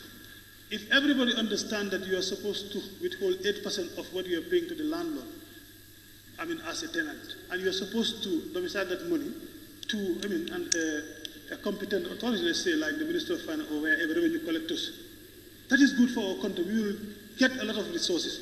But how many of us will be able to understand, and how many will be ready to do that? So there must be a mechanism in place to be able to monitor that, so that citizens will understand. It's nothing bad. I know in another way around, the landlords also will have their say, but that is good for our country. There are people in this country who have their residence that are being given out on rent, and they don't even live there. All the house is given out for rent. You understand? So money should come from that avenue. But how are we going to monitor it? How do we get the resources that we are supposed to get from that area? Is something that we need to ask the minister. I don't know, when you were formulating this, I don't know how do you expect to tackle it, but of course it's important for members also to know, because as representatives, when we are talking to our people, we should be able to tell them what they are supposed to do. And if we see anybody not, I mean, adhering to the rule, we should also be able to, you know, to step forward and make it happen for the Gambia. So those areas are important. Honorable Speaker, apart from that, all the sectors that the minister mentioned, I mean, I think is good, because personally, I have supported the budget from initiative, or from when it started. My conviction was that the budget for the Gambia, I mean, will pass as a pro-government MP. I mean, nothing would stop that. But the sectors,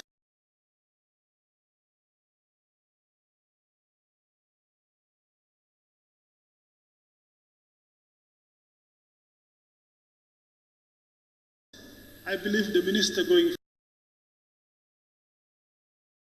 forward also, we need to, I mean, scale up. To scale up, they have to think, I mean, outside the box and bring in things that will change the narrative.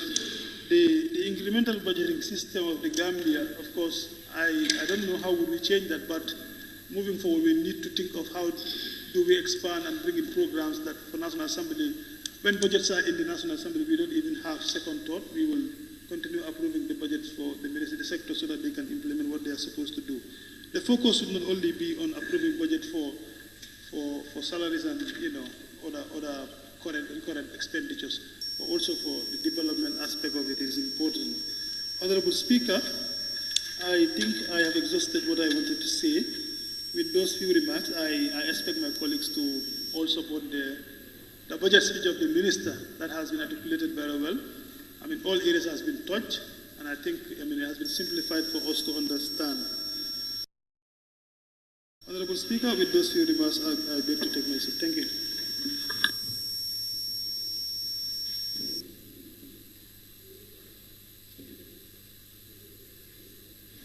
Thank you very much, Honorable Member for Old Yundum. Honorable members, I think we should remind ourselves about the fact that the budget estimates was scrutinized by us effectively, and that we went into the Committee of Supply, we looked at it line by line, we agreed on it, we adopted it and approved it. The appropriation bill here is an extraction from that budget estimates. That's why in our debate we said we should confine ourselves to the financial and economic state of the Gambia, and of course to the general principles and policies of government.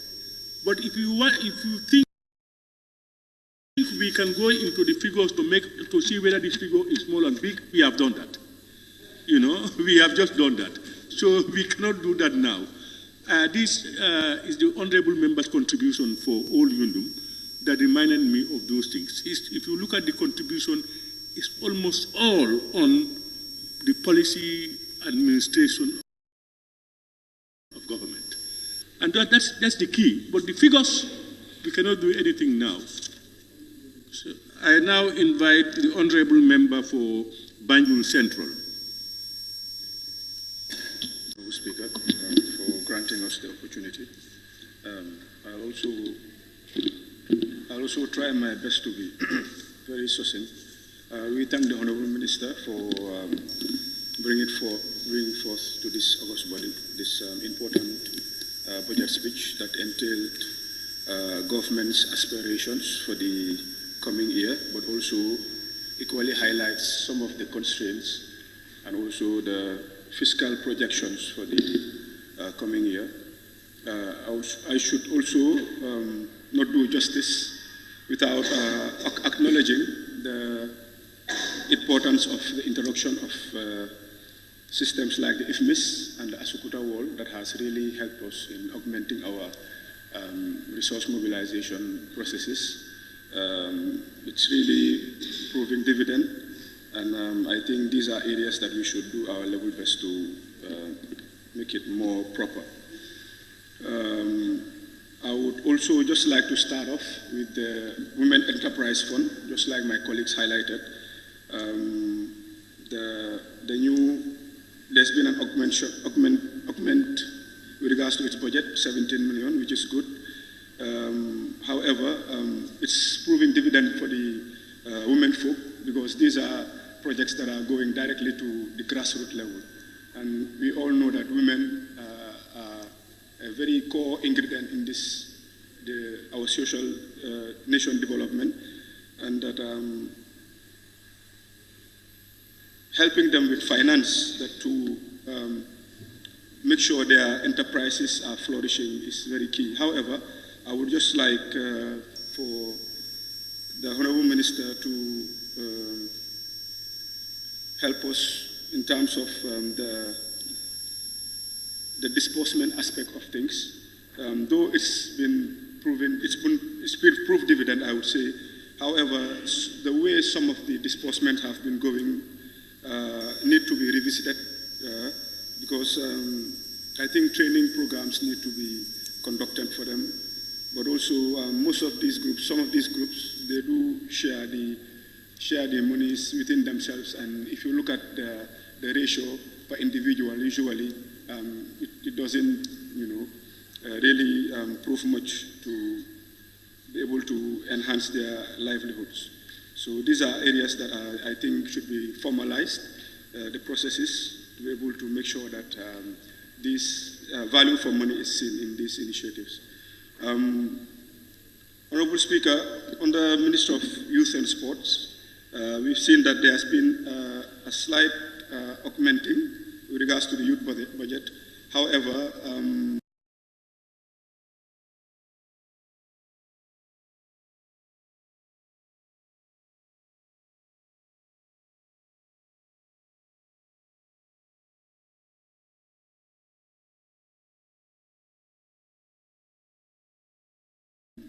we are still not satisfied because we can 122 million satellite National Youth Council and the like. And for your information, most of these institutions, especially National Youth Council, are funded by UN agencies. They usually help them in most of their activities because of budgetary constraints. I have a lot of young people who usually come up and put out their complaints with regards to having some of their activities not being funded well, or the participation or engagement they usually expect from the NYC usually is not forthcoming. It's because of the small budget allocation that the ministry is giving. That's why I have been advocating this since coming into Parliament, that we need to split the ministry, like the Honourable Member said. Because right now there is a sport levy, and we know that sport is enhancing. Now we are champions in volleyball. You know, recently I saw that there's a Gambian who does taekwondo and stuff like that abroad. You know, within no time we'll be competing in the Olympic Games. You know, so sport is also expanding, and the sport levy is not enough to sustain these things. So, Honourable Speaker, I think these are all areas that, though, as you said, we approve the budgets, we make the budgetary cuts. It's been debated here. So it's just something that I just wanted to highlight here for us to be seeing these institutions on a broader perspective as well. With regards to the budget speech, Honourable Speaker, I would just like to make a budget performance review. Just if we are to date things back, I would just like to peg things with regards to the medium-term economic fiscal framework that is from 2023 to 2026. I think we've all been debating year on about the budget being the same always. The budget is always similar year on year, right? So there is not much things to debate on with regards to, there's nothing new, absolutely. So every year we just speak on the same issues. So my mind went to, the idea to have a holistic plan as to exactly how can we manage our economy based on a clear roadmap. So this medium-term economic fiscal framework came in to guide our fiscal processes. So if you look in 2022, the budget, it was made to align with this medium-term economic fiscal framework. And, it was revisited as a macro fundamental. Some of the, once we looked into it deeply, the macro fiscal fundamentals, it was discovered that there's been a deviation in regards to its original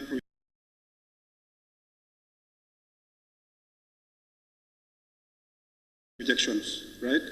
And this has caused a lot of major shortfalls in our revenue and also increase in our expenditure as well. So this, with this, we were able to make cuts, and also I would applaud the government with regards to that. Some postponements with regards to some very important, some projects that are deemed not too much of a priority, we are postponed, which was a very good move. And then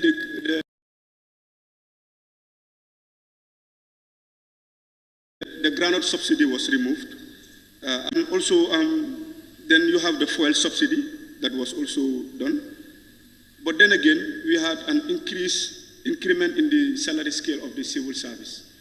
So if you look at all these things put together, it really doesn't make much sense. Because then again, I think if the increment was based on a structural level, it would have helped.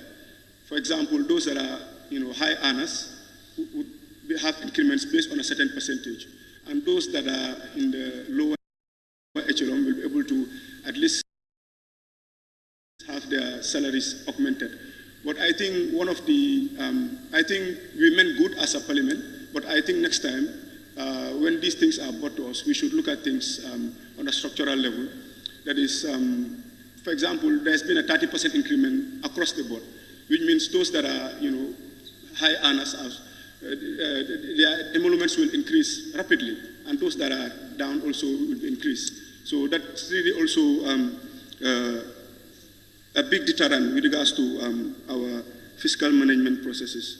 Also, under the medium-term economic fiscal framework, Honorable Speaker, there was this debt management strategy that was initiated to help government with regards to their financing needs, to also lessen cost, to help us in prudence of, in terms of the degree of the risk that we endure. And also, there's been consensual external, it will help in making consensual external financing, but also help in our borrowing plan and guide, as a guide, the implementation, it will also be as a guide to implementation of some of our spending. So, Honorable Speaker, in 2022, if you look at our debt forecast, there's 31 billion in 2022. In 2023, it's been pegged at 35 billion. And there's been a recent IMF study, IMF Sustainability Analysis study, that says that the Gambia is at a risk of having a high debt distress, Honorable Speaker. If you look at our inflation rate right now, it's at 18%, and our debt portfolio is on the rise. There's also these tax increments that are upcoming. Also, handling fees and handling charges are on the increment. So, by the time these items, increments incurred, by the time these items get to the end user, also there will be a drastic increment in some of these basic commodities that we will be buying. I think this is a cause of concern, Honorable Speaker. If we look at page 25, if you look at page 25 of the budget speech, sorry, 1 second.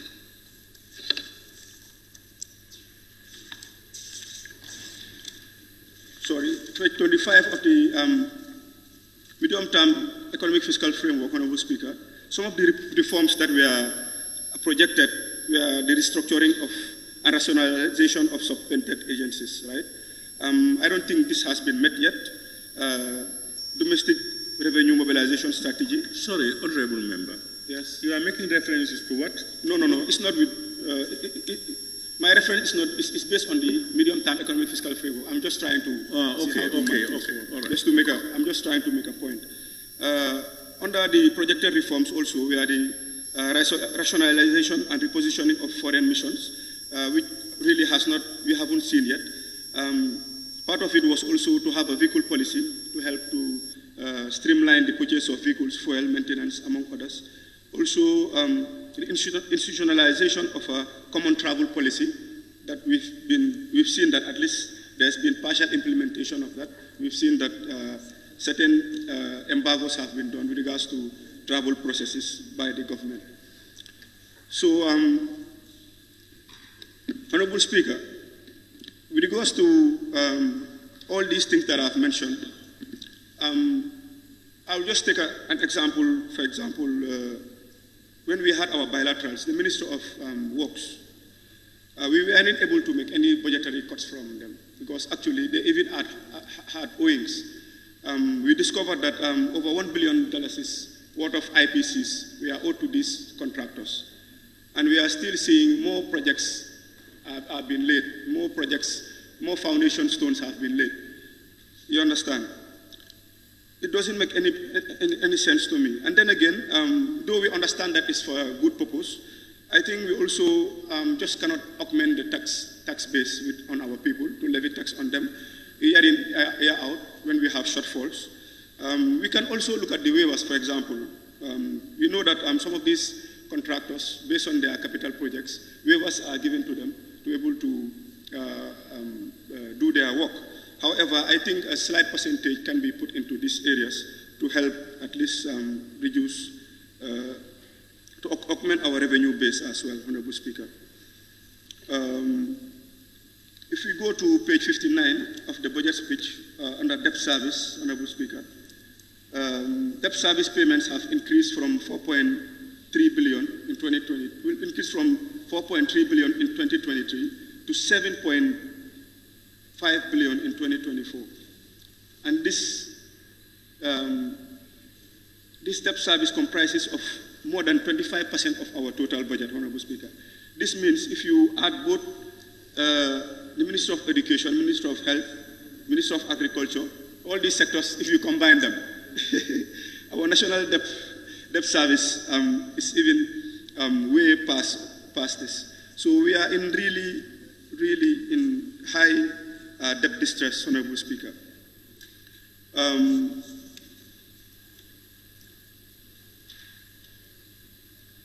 So my question would be, in a nutshell, Honorable Minister, the domestic economy, we had a choice between interventions in the growth aspect of things or to curb inflation.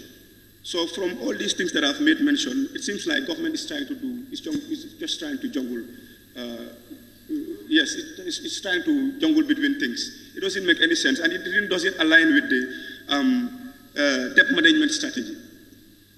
So in 2022, this was revisited because it didn't align with the macro fundamental, projections. It really deviated from it, from the original projections, and we had shortfalls in our revenue and also expenditure, basis.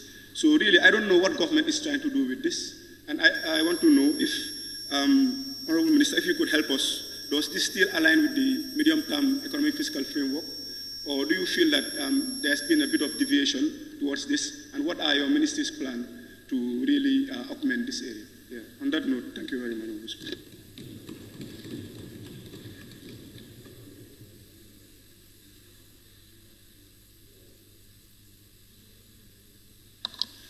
Thank you very much, Honorable Member for Banjul Central.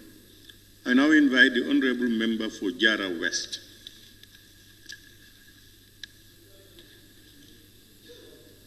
Pardon?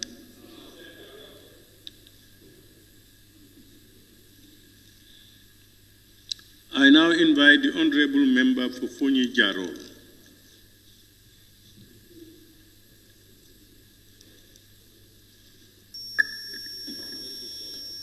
Thank you very much, Honorable Speaker, and may I also thank the Honorable Minister of Finance.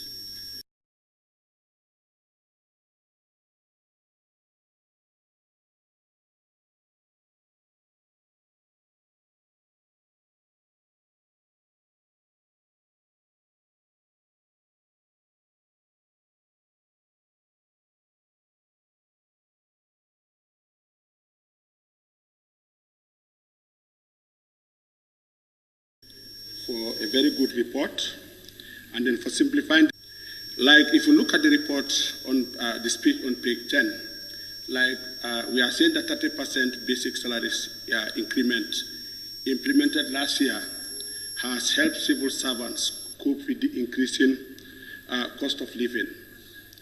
I think what needs more to be done on the budget is like the control measures that need to be put in place, because those people who are going to implement are not here with us. And then my judgment is always about the reports that are coming to the National Assembly. Yes, government can be doing good things. We say they are doing good things, but what matters most is the impact to the lives of the people that we budgeted for. So if they are doing good things and there is no positive impact, we cannot continue saying that they are doing good things. Because look at the economic pressure on the households that is causing this economic migration that I call it. Although we call it illegal migration, for me it's an economic migration. Almost every week, every day, families, villages are mourning the loss of their loved ones. And you look at the contradiction here. We say 30% that we increase our families. But when you look at, again, inflation remains high and continues to erode households' purchasing power. I will not be doubtful, come 1st of January, when even the watermelon, people will just increase the price from one watermelon, $250 to $500. Because people have started spreading the news everywhere that tax is going to be increased and there will be no control measures. Even those people who are renting, the landlords, all of them will start to increase things. How do we control that? Because immediately come 1st January, everybody is talking about it. They say they're going to increase this, they say they're going to increase this. Come January, everything will be increased. No one will be there to control. And then it's the poor people who are paying the price. You look at, again, the global crude oil prices, like our electricity. Look at just the tariff. It's already been increased. So what is the 30% increment for? If you look at the person who is earning like $3,000, it's only $900 that is increased. This $900 is immediately it was increased. Everything was increased. The house rent, the basic food commodities, rice, oil, everything has gone up. So where has this 30% increment impacted the lives of our people? And then you come to job creation again on employment. I attended the Meet the People store. At the meeting there, that I voiced out. Because we stated here, we approve. It's not about bringing budgets here every year. We come just approve them as a custom. We approve. After the approval, we go around. There's nothing positive. All of us belong to committees, various committees. Let's look at our reports. There are committees that probably we need to praise, but out of 10, if you don't mind, it's 1 or 2. Because all the committees that I belong to, if I'm to praise, I'm going to praise the Women Enterprise Fund, which is the Gender Ministry. They are doing fantastic. You come to the higher education. But look at those of us who are in FPAC. We look at the financial reports that are coming. And those people who are going to implement this budget, they are not here. All we are mentioning will be Russia-Ukraine war. But the other pandemic, that is corruption, that is eating up all and crumbling all our institutions, it's never been discussed. How do we control that? Come at the end of the 12 months, we come here, it's just a custom, we budget, and after they are there. Because one, if we get the wrong people in positions, how do they implement? People who don't understand what they're supposed to do. All they will be asking for is funds to come, and where to put it in, how to monitor it, how to evaluate it. They don't know. So it's a matter of we sitting here debating. Pro-governments will start praising if one word is constructed. Those of us who they thought is anti, who are just critical of issues, when we talk, they say it's opposition. But go around and listen to the Gambians. Go around the country. Everybody's crying. Institutions are crumbling. Some are even closing. Like as I speak to you, AMRC is gone. The cleaners, the drivers are staying at home. And we said, we want you can sit here, and then it's the foreign currency that dictate the prices of basic commodities, because we use foreign currency to import. Now, if this is not controlled, and then our consumption is mostly on these imported goods, how do we control the price? There is no salary increment this year. And then now the 30%, if you look at it, even we increased it January. January, everything went up. It's like we did not make any increment. Where's the impact? The ministers are not here. I always say this. Yes, you can belong to a political party. But when it comes to the appointment of people into offices, it should not be about party issues. It should be about people who know the job. People who will be able to move things. But you appoint people to wrong positions to execute this budget. What are you going to expect? Other than failures. We said 150,000 jobs within 5 years. The past year, are we able to create even 30,000 jobs when other institutions are even closing? AMRC has already been closed. Gilburi is gone with 241 workers. AMRC, the cleaners and drivers and others, I know they will be sitting at home. And others will follow. Imagine people are even confused here. Late payment of salaries, people are blaming the National Assembly members. Do people even know their roles now? Somebody's taking out an audio to blame that National Assembly members are selfish. Are we the Minister of Finance? People are getting confused in this country. And then we also start to blame the security forces. Yes, these back pay boys, I call them, they are economic migrants. The pressure in the homes is forcing them to go. We can't blame government, we can't blame ourselves. But now let's look at those who are supposed to control, like the interior, and then Navy. Where are those Navy ships, Navy boats that were there? All disappeared immediately 2017, 2018, even sold it to Senegal. All disappeared. Those are the patrolling boats within the seas. What are we now going to do? We look at the budget here, these millions, and then our revenue, we're supposed to get it through our tax, grants, and borrowings. Now we continue borrowing. Now we are saying 102 billion, already the debt that we owe. And then now people have stopped dividing the amount that we're supposed to pay. That used to happen, that each Gambian should owe, or should pay to our debt. Now, that one has stopped now. But before, every Gambian was calculated, we paid $20 is 25. But now the calculation has stopped. Just let's look at this. I have no problem with this, the Ministry of Finance. You come here, you did a very good job, you budgeted, but when it comes to implementation, you people are not going to implement. The National Assembly is not going to implement. It is us even going out on our oversight functions. And when we go around, anyone we say you are not doing well, you are an enemy or you are an opposition. Or they just buy your pocket.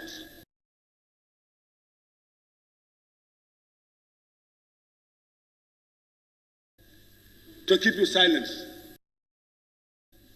The journalists started writing, those who are critical, 1 minute they will stop writing.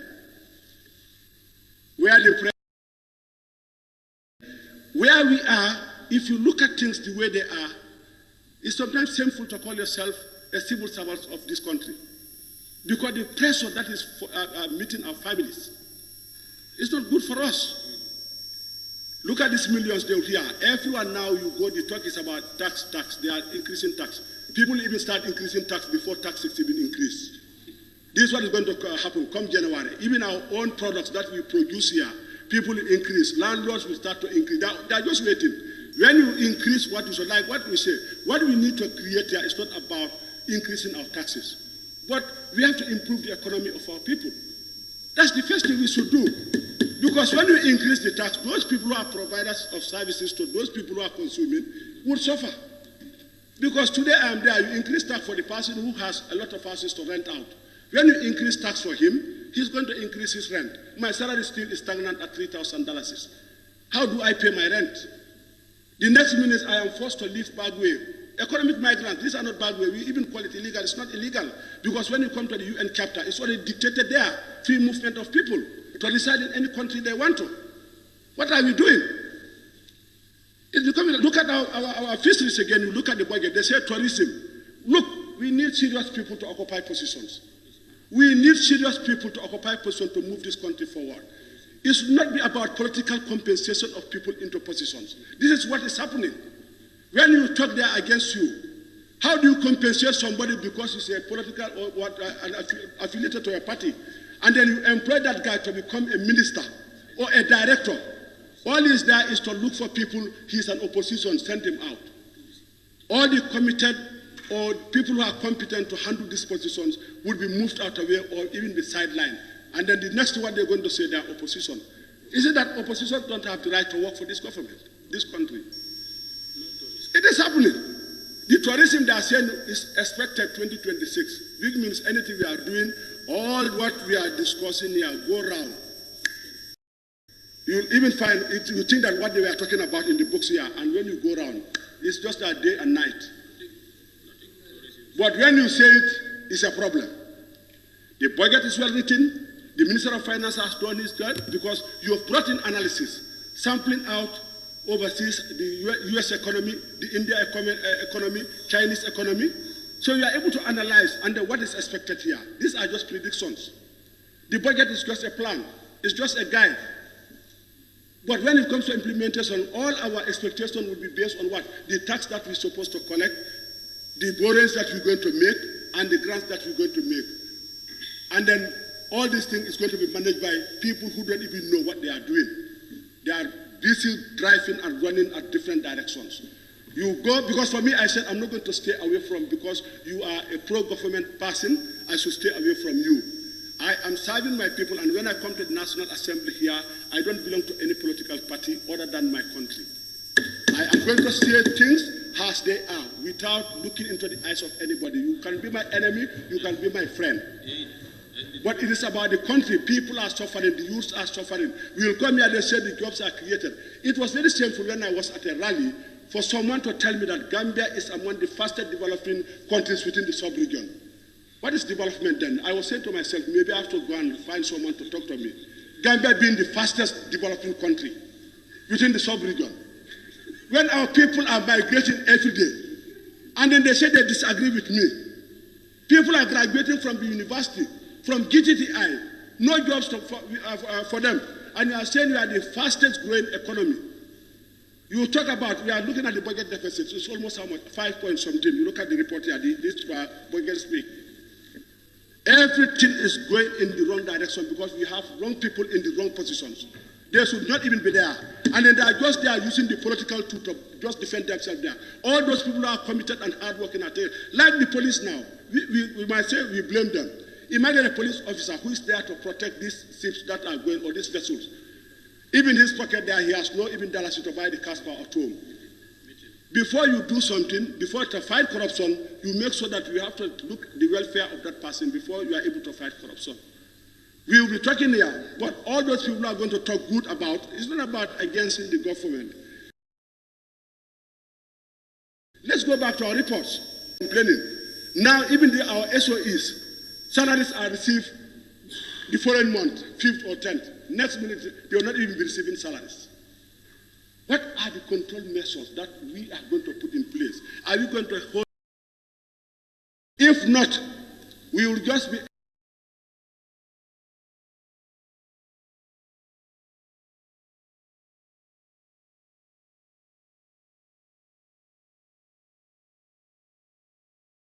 end of 12 months, we come here, we are doing something for the community. Even our salaries, we are sharing with them. But sometimes it is us they disrespect. They think that we are doing nothing for them. But those people, we are proofing this million because we are not the ones who are going to exclude these millions that we are proofing here. We're going to give it to them. Go there, no job is even created. I've asked anyone to go to any institution. They say they have already, employment is not a problem. And then they will say, we sign with Dubai, we sign with Saudi Arabia. So who is going to Saudi Arabia and who is going to Qatar for this employment? They say thousands of youths will go there. Those people who are there will start crying that they want to come back home. And you are saying you are signing an agreement. Or look at the agreements that we have done. Even like look at the fisheries. What is happening at the fisheries sectors? Go to Tangier, go to Gunju. Our own resources, you cannot even pay for them. Because why? We have given license to vessels that have even dominated our seas. We cannot even know the number of vessels that are fishing in our seas. And then we are here that after the end, they started blaming the National Assembly is not doing anything. What do they expect us? We are not the ones to execute this budget. We are approving this from ministers and directors. Ministers and directors are hired based on their political affiliation, not based on knowledge and experience. Or they have the idea how to implement. We give a budget to someone who does not know what a budget deficit is. How does that person implement things? And then we expect that we will start to blame us. The president must look for people who can move this country forward. If not, we will always be coming here at the end of the 12 months to just discuss and then go back. Nothing. In fact, things will be getting worse and worse. Our economy, look at inflation. In history, 18%. So where there is inflation, you expect the prices of basic commodities to come down? When our trading currency is always foreign exchange, you expect that when foreign exchange is not even controlled, you can just be here, call someone to just exchange your money. Someone will tell you a dollar is 63. Someone will tell you a dollar is 70. Next minute, you don't know even who is now even dictating. This country has no control. You say they are not happy with you. But no control. No control of the economy, no control of our workplaces. You will hear the monies disappearing. When they disappear, the news will be published 1 week or 2 days. A new story is coming. Maybe the next thing to distract, they will come with Jammeh. Jammeh is suffering in Equatorial Guinea. To distract people. This is what they will do now. The enemies of Jammeh, they have stolen everything, we'll forget about. Let me just stop here before this I go. I've gone out of topic. Thank you very much.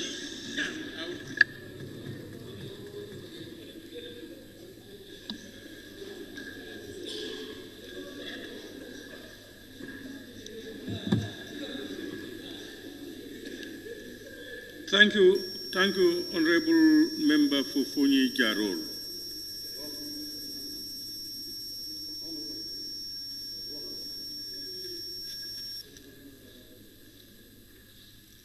I now invite the Honorable Member Fufuni Kansala.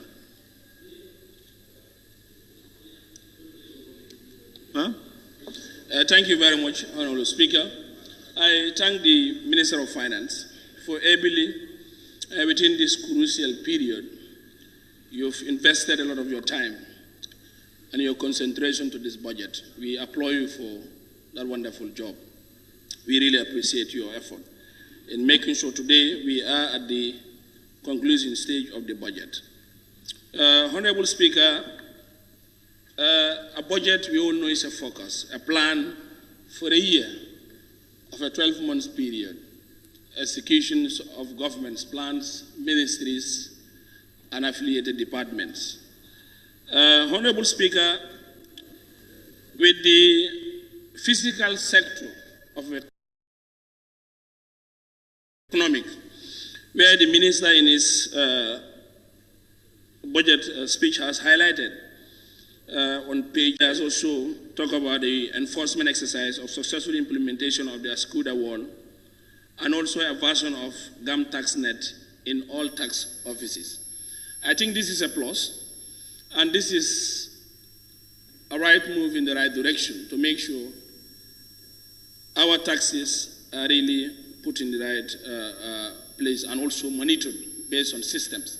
And this is the only way that we could change the narrative of the country, and without which we will be seeing divisions of different tax holders, where others will pocket their own the tax revenue that they have, and others will also utilize in another different way.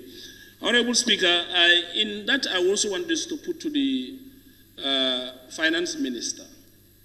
We have revenue collections, as we all know, as a country, where some revenue collectors or tax, or again housing per se, are done in foreign currencies. How would those taxes be levied in those part of institutions or even housing, where we were told that there are no laws that are guiding what you pay, as your house rent. You could get up one day and use any currency and pay. Don't we have any financial guidelines towards this sector? If yes, what is behind that implementation? Because it seems our country will soon be taken over by foreign currencies, like of the dollars or the euros or the CFAs.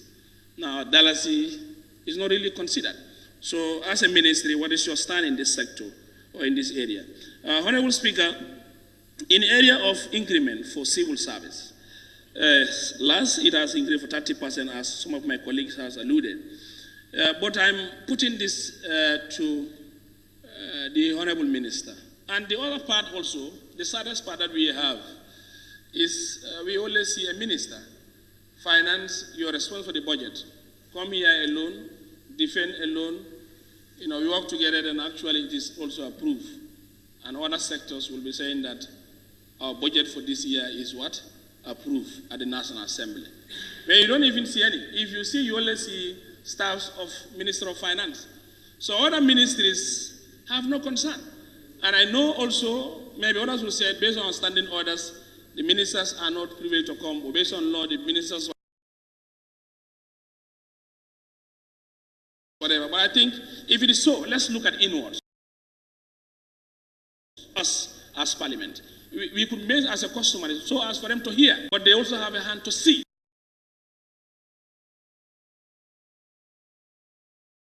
The budget has been through proper scrutiny, and this is what they are also pushing towards.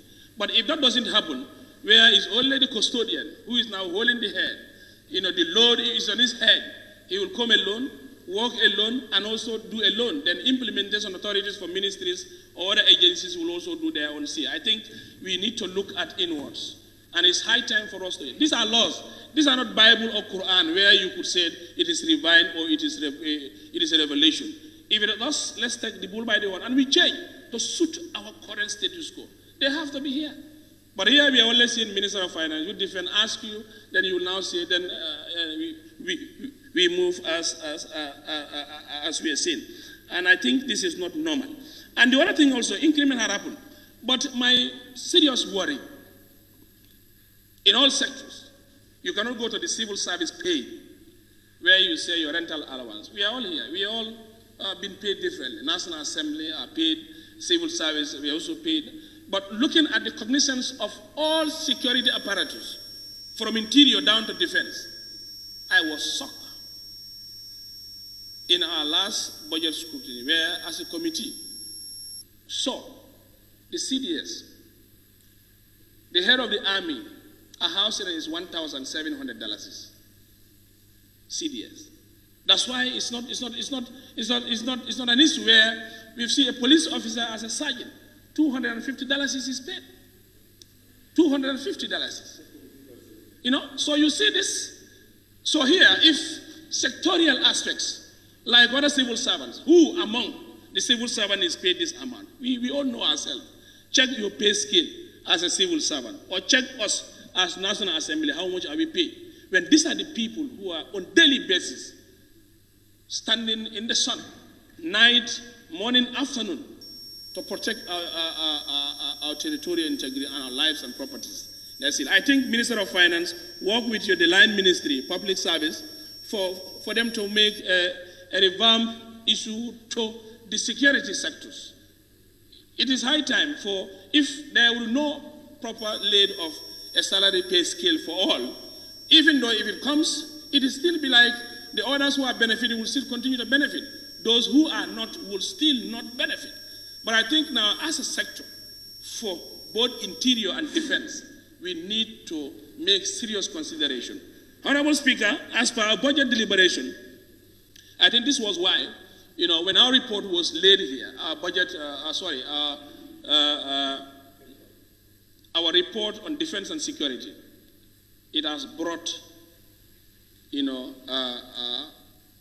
a full awareness to members that whatever we are singing here is reality. They know. Based on our report, this is our report that we went, the length and breadth of the country between military installations and police.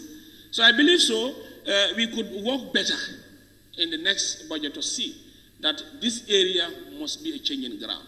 Lives of the security matters. It matters. And their earning also matters. Today, if you increase, as the minister has said, 30% increment was done. You will be taxed based on that increment. But how about their allowances? And we all know, if we go in details of each and every one of our sectors, within cabinet, talk of the judiciary, you talk of the parliament, we talk of other organs of public services, they have various allowances. But in line of this, considerations should also be low to these people. And they could also see that they are part and parcel of this budget. And I believe it could be a right moment for them. And Minister of Finance, this is a tax where you could take it up with the line ministry to look at the security. And it will be of good if it is really fast-tracked. And I think it's for the benefit of men and women in uniform to see that they are also inclusive. And again, also, Honorable Speaker, in the area of allocation, where we have both the Interior and Minister of Defense, you could realize that both ministries at page 62, Interior 200.205. At the Ministry of Interior, it says food and food service amounting to 115 million, including fuel and other issues. And again, also when you go to 206, Ministry of Defense also, food and food had been increased by 32%, amounting in 2023. Now, in 2024, it is increased to 25 million. Yes, it's a good work done, but what I want to put this to the Honorable Minister, Honorable Speaker, to the Honorable Minister, if he could assist. Sometimes, approval could be done where you buy XYZ2 barracks. We were informed that with all these issues that they normally have food and food service, but sometimes they still have challenges. Currently, there are barracks where they go and lend sugar. Just about not long ago, yesterday, I was informed. They go and lend bags of sugar that there are no provision for sugar. They have to lend. Now, if their sugar comes now, they have to pay back. So they will continue on this trial. I think it is high time for us to prioritize certain issues in those areas, both the interior and the defense. You don't expect soldiers to be going out loaning subs for their ends meet. It is uncalled for. And it is the right moment for us to stop this. If not, we are now exposing them. Some of their commands will even be hiding. If a shopkeeper comes, don't tell them that I'm here, the commandant is here. So is that fair? But now when you go to the barracks, within the headquarters, they will say, we have sent X, Y, Z.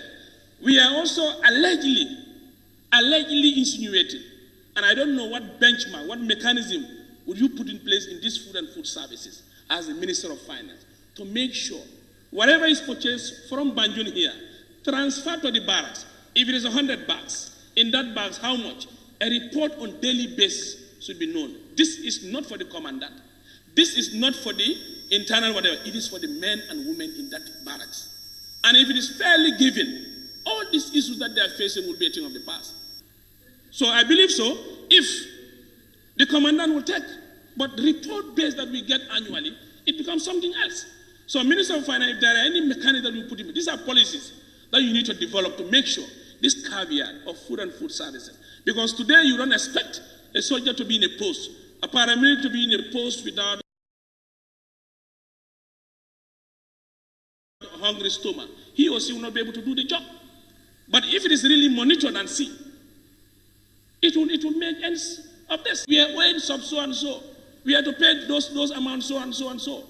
And when it is given now, they go back and pay as loan, and they start another loaning again. So I think this is not fair. And if you go to some of these barracks, the way you see their foods, it's not fair. It's not fair at all. And as far as we are concerned for this budget, an increment has been made. But I will also tax the committee for us to also stand up to make sure we put these checks and balances to make sure each and every of those barracks also realize, without which, is going to be something else. So, Honorable Speaker, in that regard, I believe we will make a giant effort if collectively we work towards insinuating and making sure that the separation of men and women in uniform is a thing of the past. Honorable Speaker, Honorable Member of Oyundum also talk about the youth, and also for Banjul Central also talk about Minister of Youth. I believe it's prudent. Now, I disagree with differentiating youth and sport. If you talk of the sports, it's mainly entirely under the youths. The better thing that we could do is how do we augment, how do we increase, how do we think of putting policies and programs that will inform these two ministries. So if, for example, a minister cannot even come to defend the budget, or key sector holders are not in line to make sure they work on defending their budget. So for me, I have seen that let's work, how do we increase their needs and aspirations? These are issues that will also help and also make an informed decision. But creating ministries for the sake of ministries, I am not in line with that. I think we should move away from those adages. And if there are sites that you may think of employing people, I think they better think twice, but not all this congested ministry that can also give our information. Honorable Speaker, in line of that, you look at the youth folk and also migration aspects. How do we come with policies and that will inform? The budget for the Ministry of Youth and Sport had different activities. GI said, Techifi, these are all good brand programs that are available. But after their training, Honorable Speaker, Minister of Finance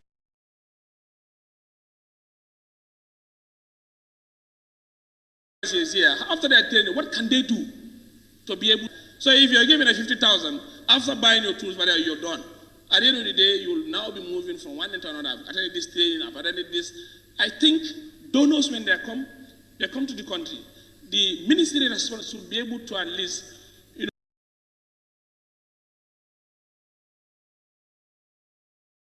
draw that caveat to say, this is what we want, and this is the way we want it, to make sure it's implemented. So I think the right footing is for the concerned ministry to come with programs that will be able to inform issues of the youths. Just of recently, Honorable Speaker, we have a tragedy incident where 214 or so youth had perished in the sea. About in Jambur alone, we're told about 41 youth. And in Jabang is about 21 something youths that have died. So this is a tragedy. And this is something that I think we could all put hands on deck to make sure we could work. But here, not only the youths you'll be blaming, but here also if you look at the security aspects, you go to Tanya, there is no patrolling boat. No patrolling boat for them to be able to stop this migration. And internally there are groups who are doing this. You know, you pay this amount, do this, reach that area, and we even told that there are certain areas where they can even tell you the boat will be here and it will be transporting them to the main boat. But if you don't have gadgets for you to be able to patrol the sea, it becomes a challenge. So I think immigration should be of importance. The same applies to Navy. Honorable Speaker, we are even told that the boat that is around Mandinari by immigration experts in our budget says if it is to ride from Mandinari to Denton Bridge, about $30,000 for it to fuel to reach Denton Bridge. So you see, so if such boats are purely donated, they are purely donated. $30,000 is that you buy as fuel for it to reach Denton Bridge. It has 2 engines, very powerful, and it can even rust to the maximum over there. But the problem is affordability for them to be able to use them. It's a challenge. So these are all budget aspects that I think ministry and also the custodian of those particulars would be able to. And again, even you're donated. If you're donated such, if you cannot tell them that we will not be able to meet the demand of this, it's better than taking it at the end of the day you cannot even do or do the necessary. And again, of just recent, you know, all these are happenings that we think will be able to at least put a stop to this migration. But without which, if our security are not empowered, then the security will also join the migrants and they move. Look at our forces, police, army, you name it. A lot of them are joining. If you are to be in the sea, you don't have any other mechanism. What you do is you will drop your gun or drop whatever material you have and you join the boat. And these are things that are happening. So I think it's high time for us to put a mechanism or a policy in this. If not, we will just be drumming and also singing. The same issue will continue. Honorable Speaker, in the issue of health, you know, the Ministry of Health, I believe also in areas of the health sector, we could look at it critically, that it says at page 8, point 202,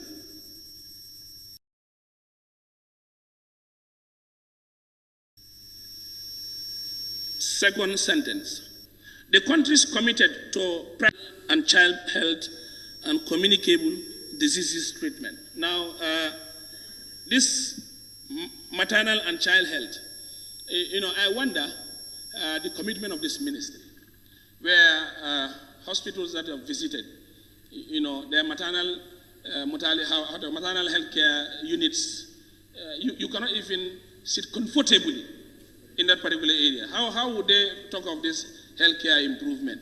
You know, you go to certain healthcare systems, it's applied. You know, the conditions is unimaginable. So I think health sectors is high time for us to be serious. We bring policy that will inform. You know, free of everything free will not help. Even if they said the $100 that they're talking of consultation fee, are we saying when that is put in place, the entire medicine that you have will be free of charge?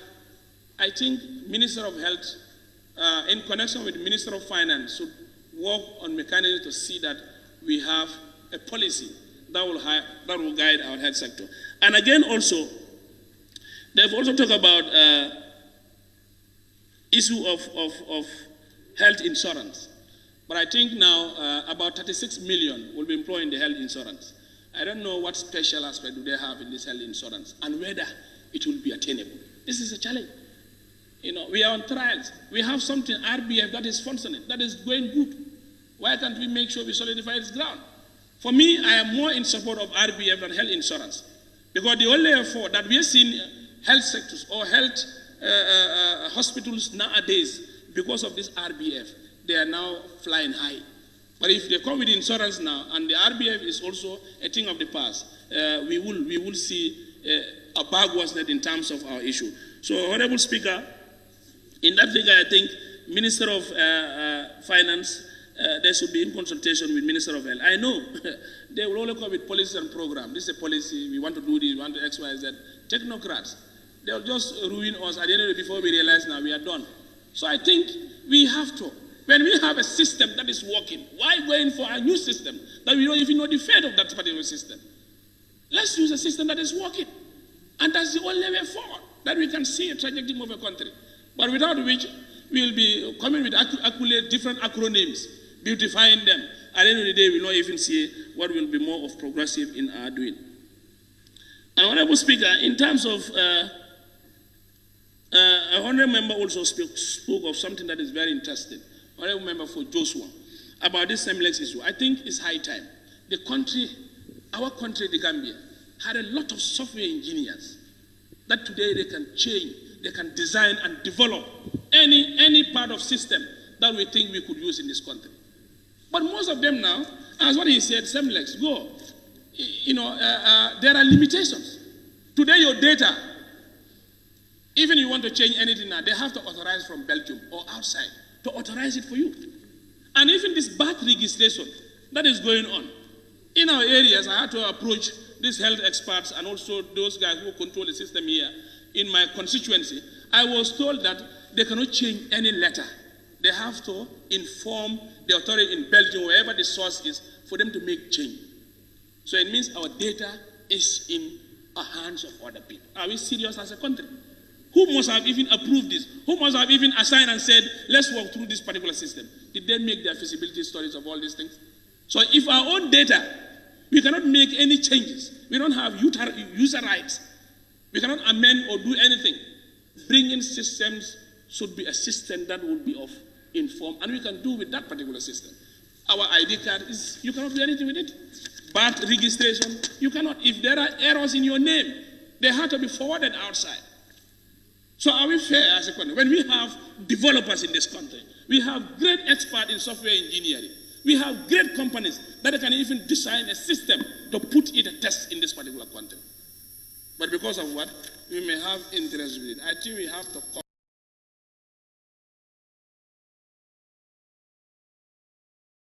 those interests. We have to. Last part, we'll also talk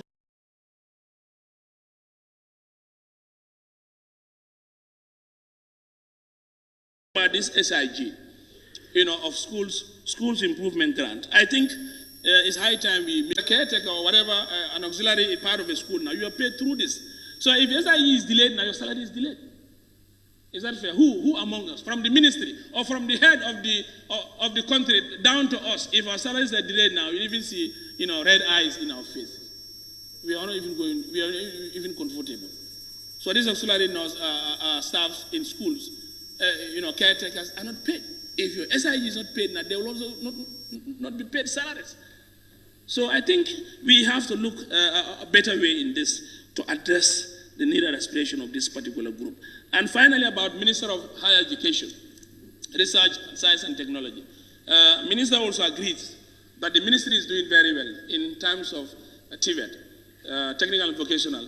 They're doing very entrepreneurial and other areas. But I also think now it should also be tailor-made.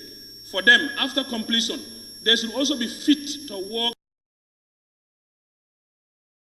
in any government department. Not only apprenticeship, you go after the apprenticeship, you're not thrown and go and do your this. We have to. Reform is not only talking about people who are in system, but reform means what?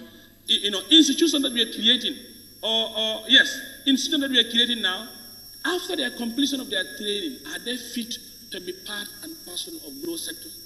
So this is a great, the ministry is doing extremely well. But the problem now is what they are doing, what they are studying, do they have an area where they can also work on their expertise? This is also the biggest teller. And I believe if a ministry is doing enormously very well, it should also be of importance to see they are lacking. And the other path that I think in those institutions also,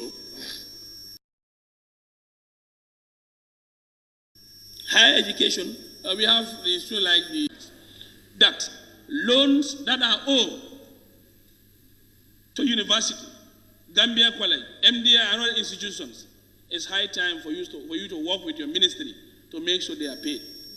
If those loans are not paid, how do you think the university will survive? And now the university is put at a funny position that they cannot increase their school fees. GDI the same, MDI the same. It has to be a consultative issue. So if their loans are outside, it means those institutions are in a funny position. I believe Ministry of Finance work with your ministry to make sure their loans are paid. Whatever mechanism you use now is better for them. And finally, in the area of telecommunication, Honorable Speaker, digital economic is the ministry that will be transforming our digitalization of a country. But when you look at their budget and also their policies and programs, is it really an informative aspect of our digitalization? No, because they are constrained in terms of budgeting. They are. And the other funny part is, it says in Minister of Digital Economic,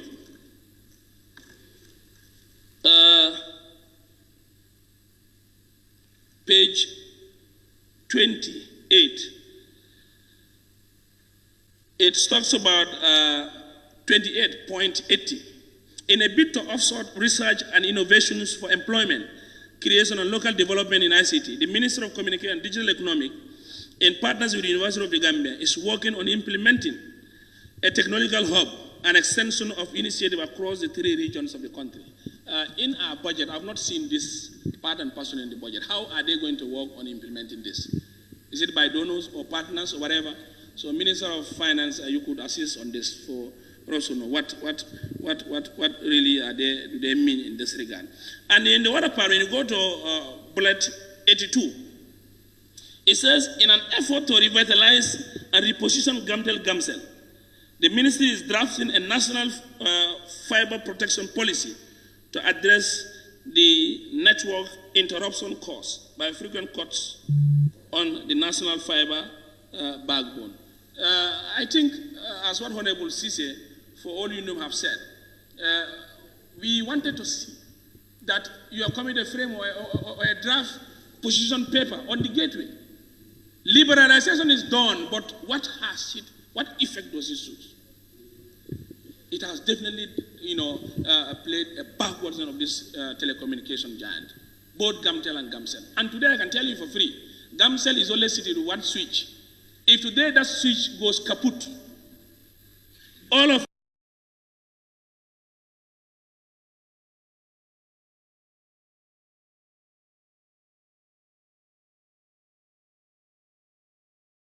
us will even get what? Free calls.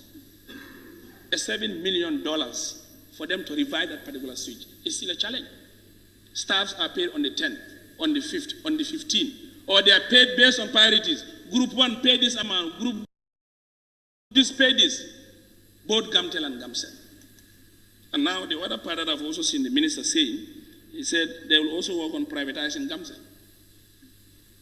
What heralded? Because they are not paying dividend, they are not making it. What do they have to make sure they reach that particular options? And the same applies to Gamtel. If the main consumptions are given, it is liberalized. Every hanky-panky will now take its shares and do on. So these are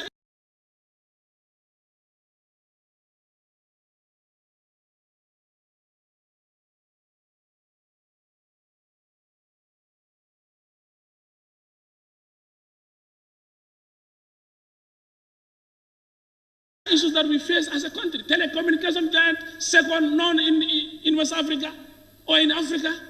Today is even the list that is mentioned. What went wrong? And we could even remember in 2017 to 2018, their monies are even been loaned again to Gamtel-Gamcel. We are loaning you your own money, gateway account. That is for us to take ownership. You dare not to talk of Sonatel. You dare not to talk of South Africa Telecoms. What revitalization are we to do with this company? There must be seriousness in telecommunication. And there is serious in telecommunication. Now today, all institutions that are communicating will take the lead role. Today when you go to the army, communication is kaput. You go to the police, communication is kaput. You go to several institutions, communication, no, zero.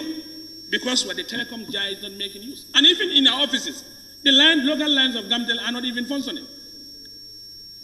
So are we serious? Even you go to company or department, they even give you 997 or 668, 77, whatever, or they even give you 397, whatever. A department, you're given a telephone number, a GSM operating number. When you have your Gamtel lines, they're not even used. We're talking about this issue. Because I believe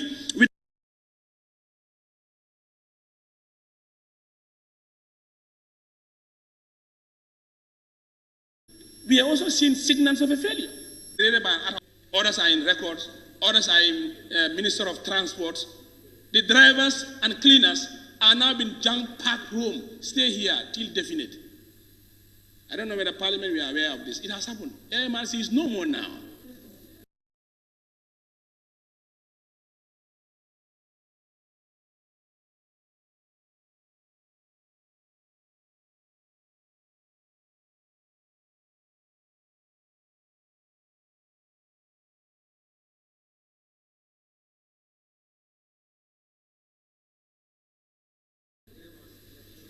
Aware. They know. The ministry concerned is aware. So in terms of employment creativity, are we really making a plus or a minus? Today, if it's about 100 staff or MRC or 150, today we are now seeing minus. And others may not even be comfortable where they are. They'll just go and park you. Others are even saying that I've been sent to go to the ministry and inform them that I am told to be here. I am told to be here. A drafted letter. And sometimes I wonder why this situation that we are in. May Allah help us. So, on that note, Honorable Speaker, I solidly put this for us to come with policies and programs that will inform our life and livelihood of this country.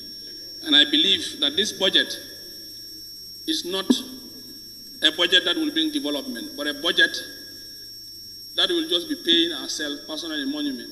And from there, we continue to another year. So, thank you very much. I thank you. Assalamu alaikum.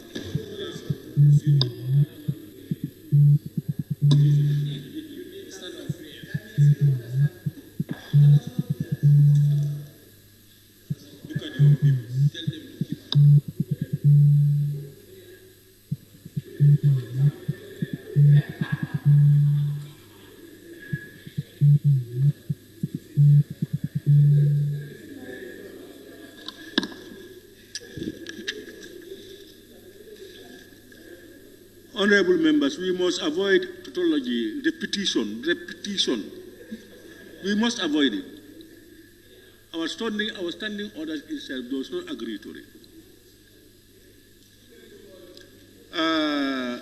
I don't want to obstruct members when they are on, I now call upon the honorable member for Banjul North.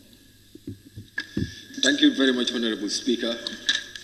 Honorable Speaker, I will want to join my fellow honorable members to commend the Minister of Finance and Economic Affairs of this country and also his team for coming up with such a marathon and also comprehensive speech. Honorable Speaker, on youth and mental health, I will just refer the House to page 44 and paragraph 147. With your permission, Honorable Speaker, given the rising number of young people failing... Page 44, paragraph... 147. 147, okay. 147. Given the rising number of young people falling victim to drug abuse, the government of the Gambia, through Drug Law Enforcement Agency, has intensified its demand reduction activities and marking efforts to establish a rehabilitation center to cater for the plight of drug victims.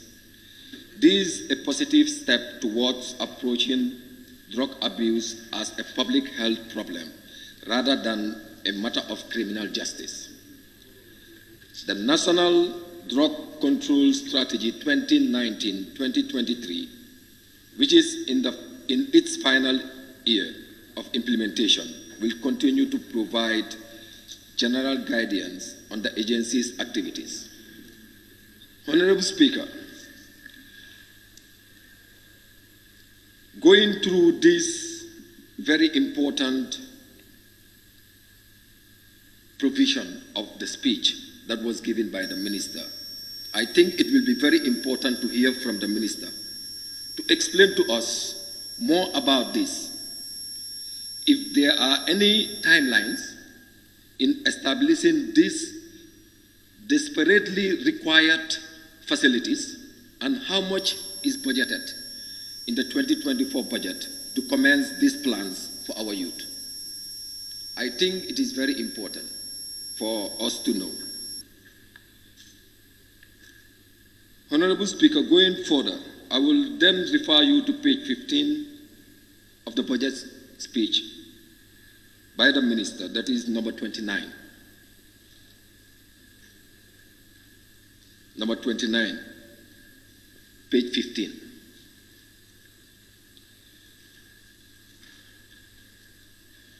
We talks about the revenue loss due to exemption increase from $2.2 billion in the first 9 months of 2022 to $3.09 billion in 2023.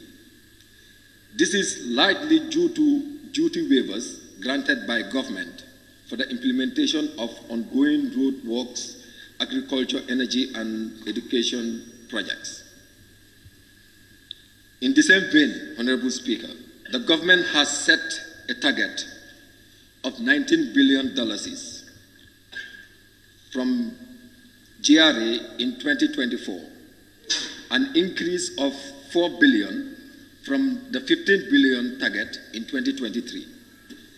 If the government were to bring down the amount of tax exemption, then this could go a long way to increase the tax revenues to help the government meet its target collection.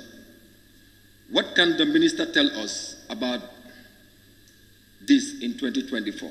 Because I believe it is also very important for the Minister to give us a detailed information about this issue, which is indeed very important. Honorable Speaker, going further, I will refer you to page 65, number 211. 211, letter C.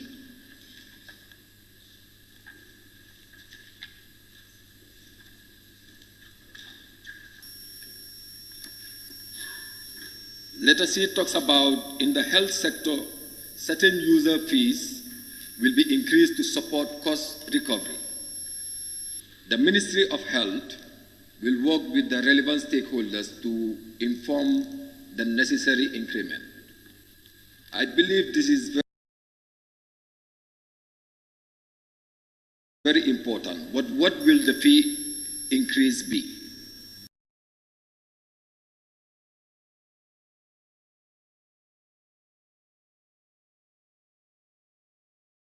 I want the Honorable Minister to tell us, and how much will the public be involved in this? This is a very important matter which can affect the public access to healthcare services. After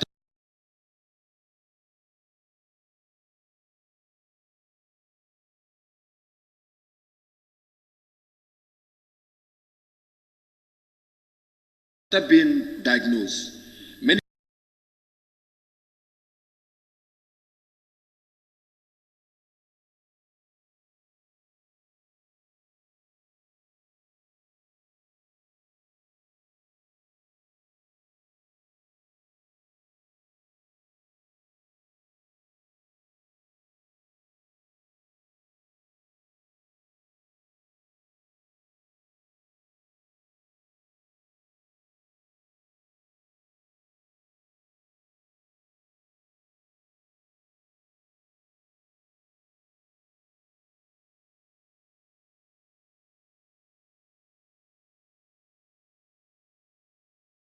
patients have no choice but of this country. So in that regards, what are we doing to better prepare them right now? I think if we better understand how much the young people constitute in terms of population in this country, it will be very important for us to take the young people seriously. My honorable colleague have mentioned about the budget speech when the minister talked about the initiative that was done by NEDI, that is the National Enterprise Development Initiative, in terms of supporting young entrepreneurs in this country. We have seen the amount involved, that is 50,000 for 32 young people and also women entrepreneurs. What can we do to increase the amount? Because we're talking about a budget of billions. Is it not important at least to have 100 million for such an initiative? If we are to prioritize and we are very serious in terms of empowering our young people, because I heard some of the members talking about the illegal migration that young people are embarking on currently, which is very devastating. But what can we do and what are we doing as a nation to make sure that such a situation will be a thing of the past? Sometimes it is very disheartening if members like us, as young as we are, stand in front of this parliament, still have to talk about how best we can empower the young people of this country.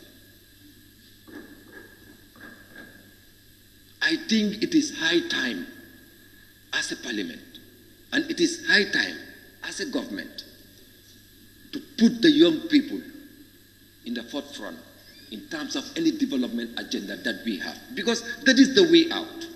We know it or not, that is the way out. Because we cannot keep on talking about empowering young people when it only stops at advocating.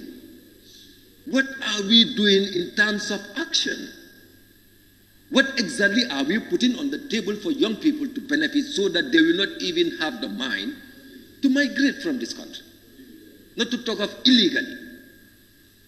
So these are things that we really need to focus on. And to end with, Honorable Speaker, the issue of the budget structure.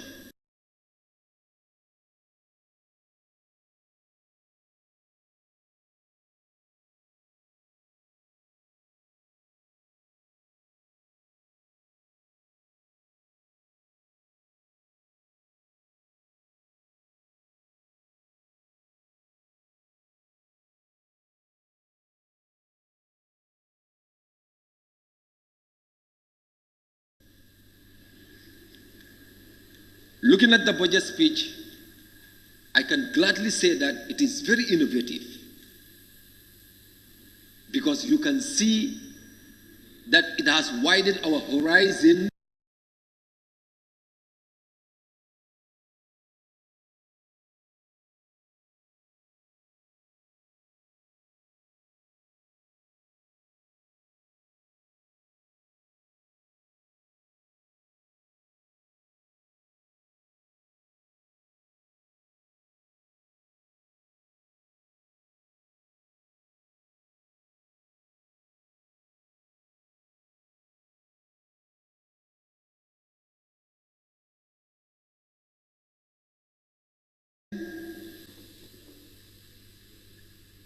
The minister did a submission in the estimates.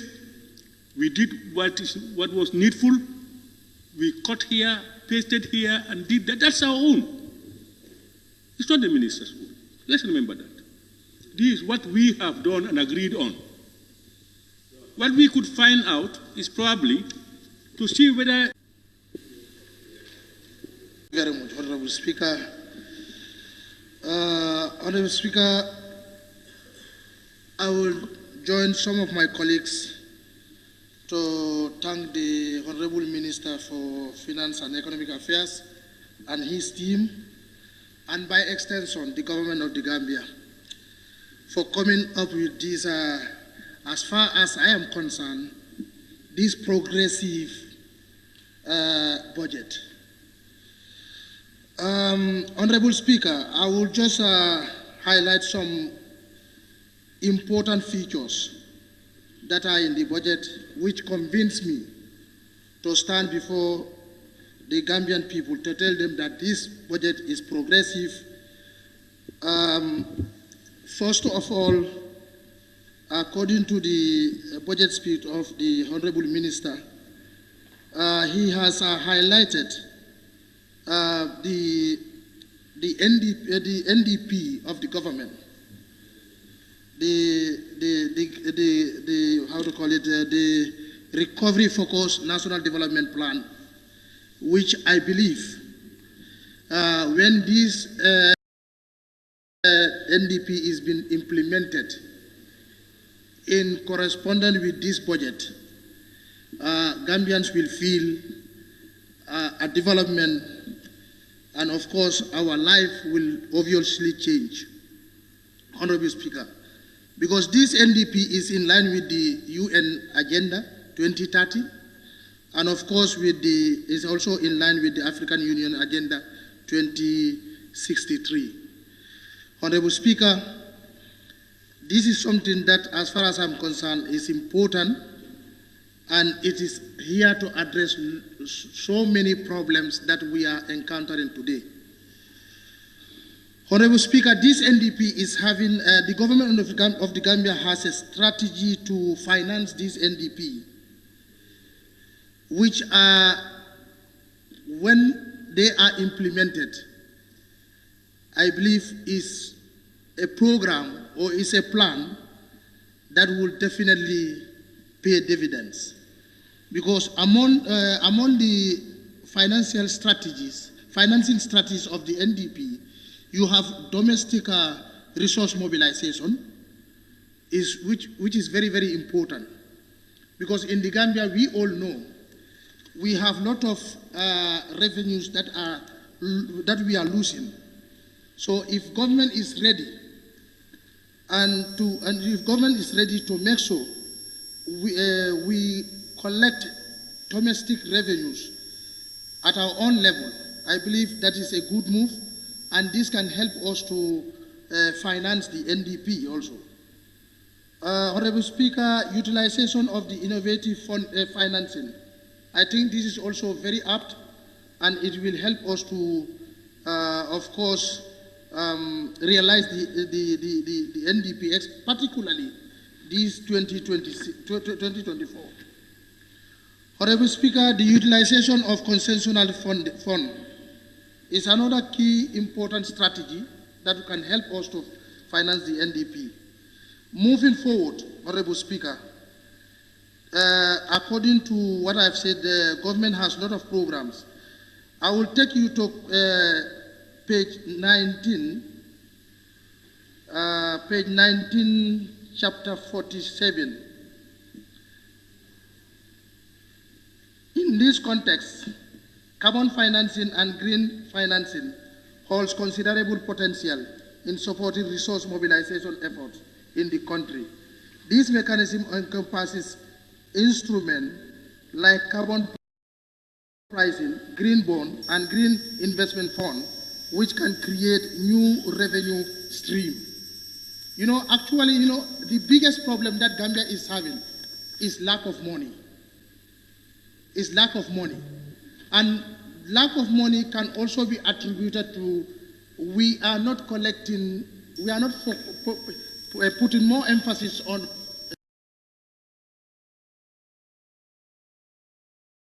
revenue collection. So green finance, I believe that can also address some huge problems, some big problems that we are facing. Honorable Speaker, moving forward to chapter 47 chapter 48 on next page, you will see that government is also, it says that this chapter is talking about, in a bid to free up physical space and bolster growth, a series of public finance management related reforms have been implemented, and these reforms will address fiscal risk emanating from underperforming SOEs. Yes, because many people, some of my honorable colleagues are complaining that some of the SOEs are there, they are not paying dividends. So when there happens to be certain reforms, I believe that can also help us and that can also boost our revenue. Honorable Speaker. Honorable Speaker, on the same page also, if you go to chapter 49, Honorable Speaker, to boost revenue collection, that is on line 3. Okay, to boost revenue collection, the government has issued in April 2023 regulations on electronic tax stamp traceability system on accessible goods and fuel product. We have also issued a circular standardizing border clearance procedures and establishment of new risk management system at all borders and inland control posts. I think this is also geared towards helping the government to collect more revenue, the revenue collection system to be effective and efficient. Honorable Speaker. The much talk about IFMI system also, I believe is also helping and it will also help as it has been rolled out to all the local government authorities, some vented agencies and foreign missions. Honorable Speaker,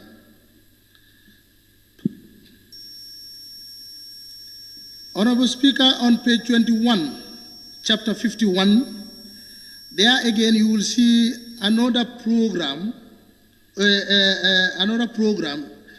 like the 2022 Public Expenditure and Finance Accountability Performance Assessment Report, supported by the African Development Bank, highlighted weaknesses in public finance management indicators, such as budget reliability, transparency of public finance management, of assets and liabilities, policy-based fiscal strategy, and budgeting predictability and control in budget execution, accounting and report, and external scrutiny and audit. So I believe this is also very important as far as our current problem is concerned, because it will highlight some of the weaknesses, some of our weaknesses where we have in collecting or in controlling public finance management, because it has shown some indicators whereby if these reforms are upped, then they can of course help us to fix those problems, thereby more and more revenues will be collected. And of course, our finances will also be controlled. Honorable Speaker, on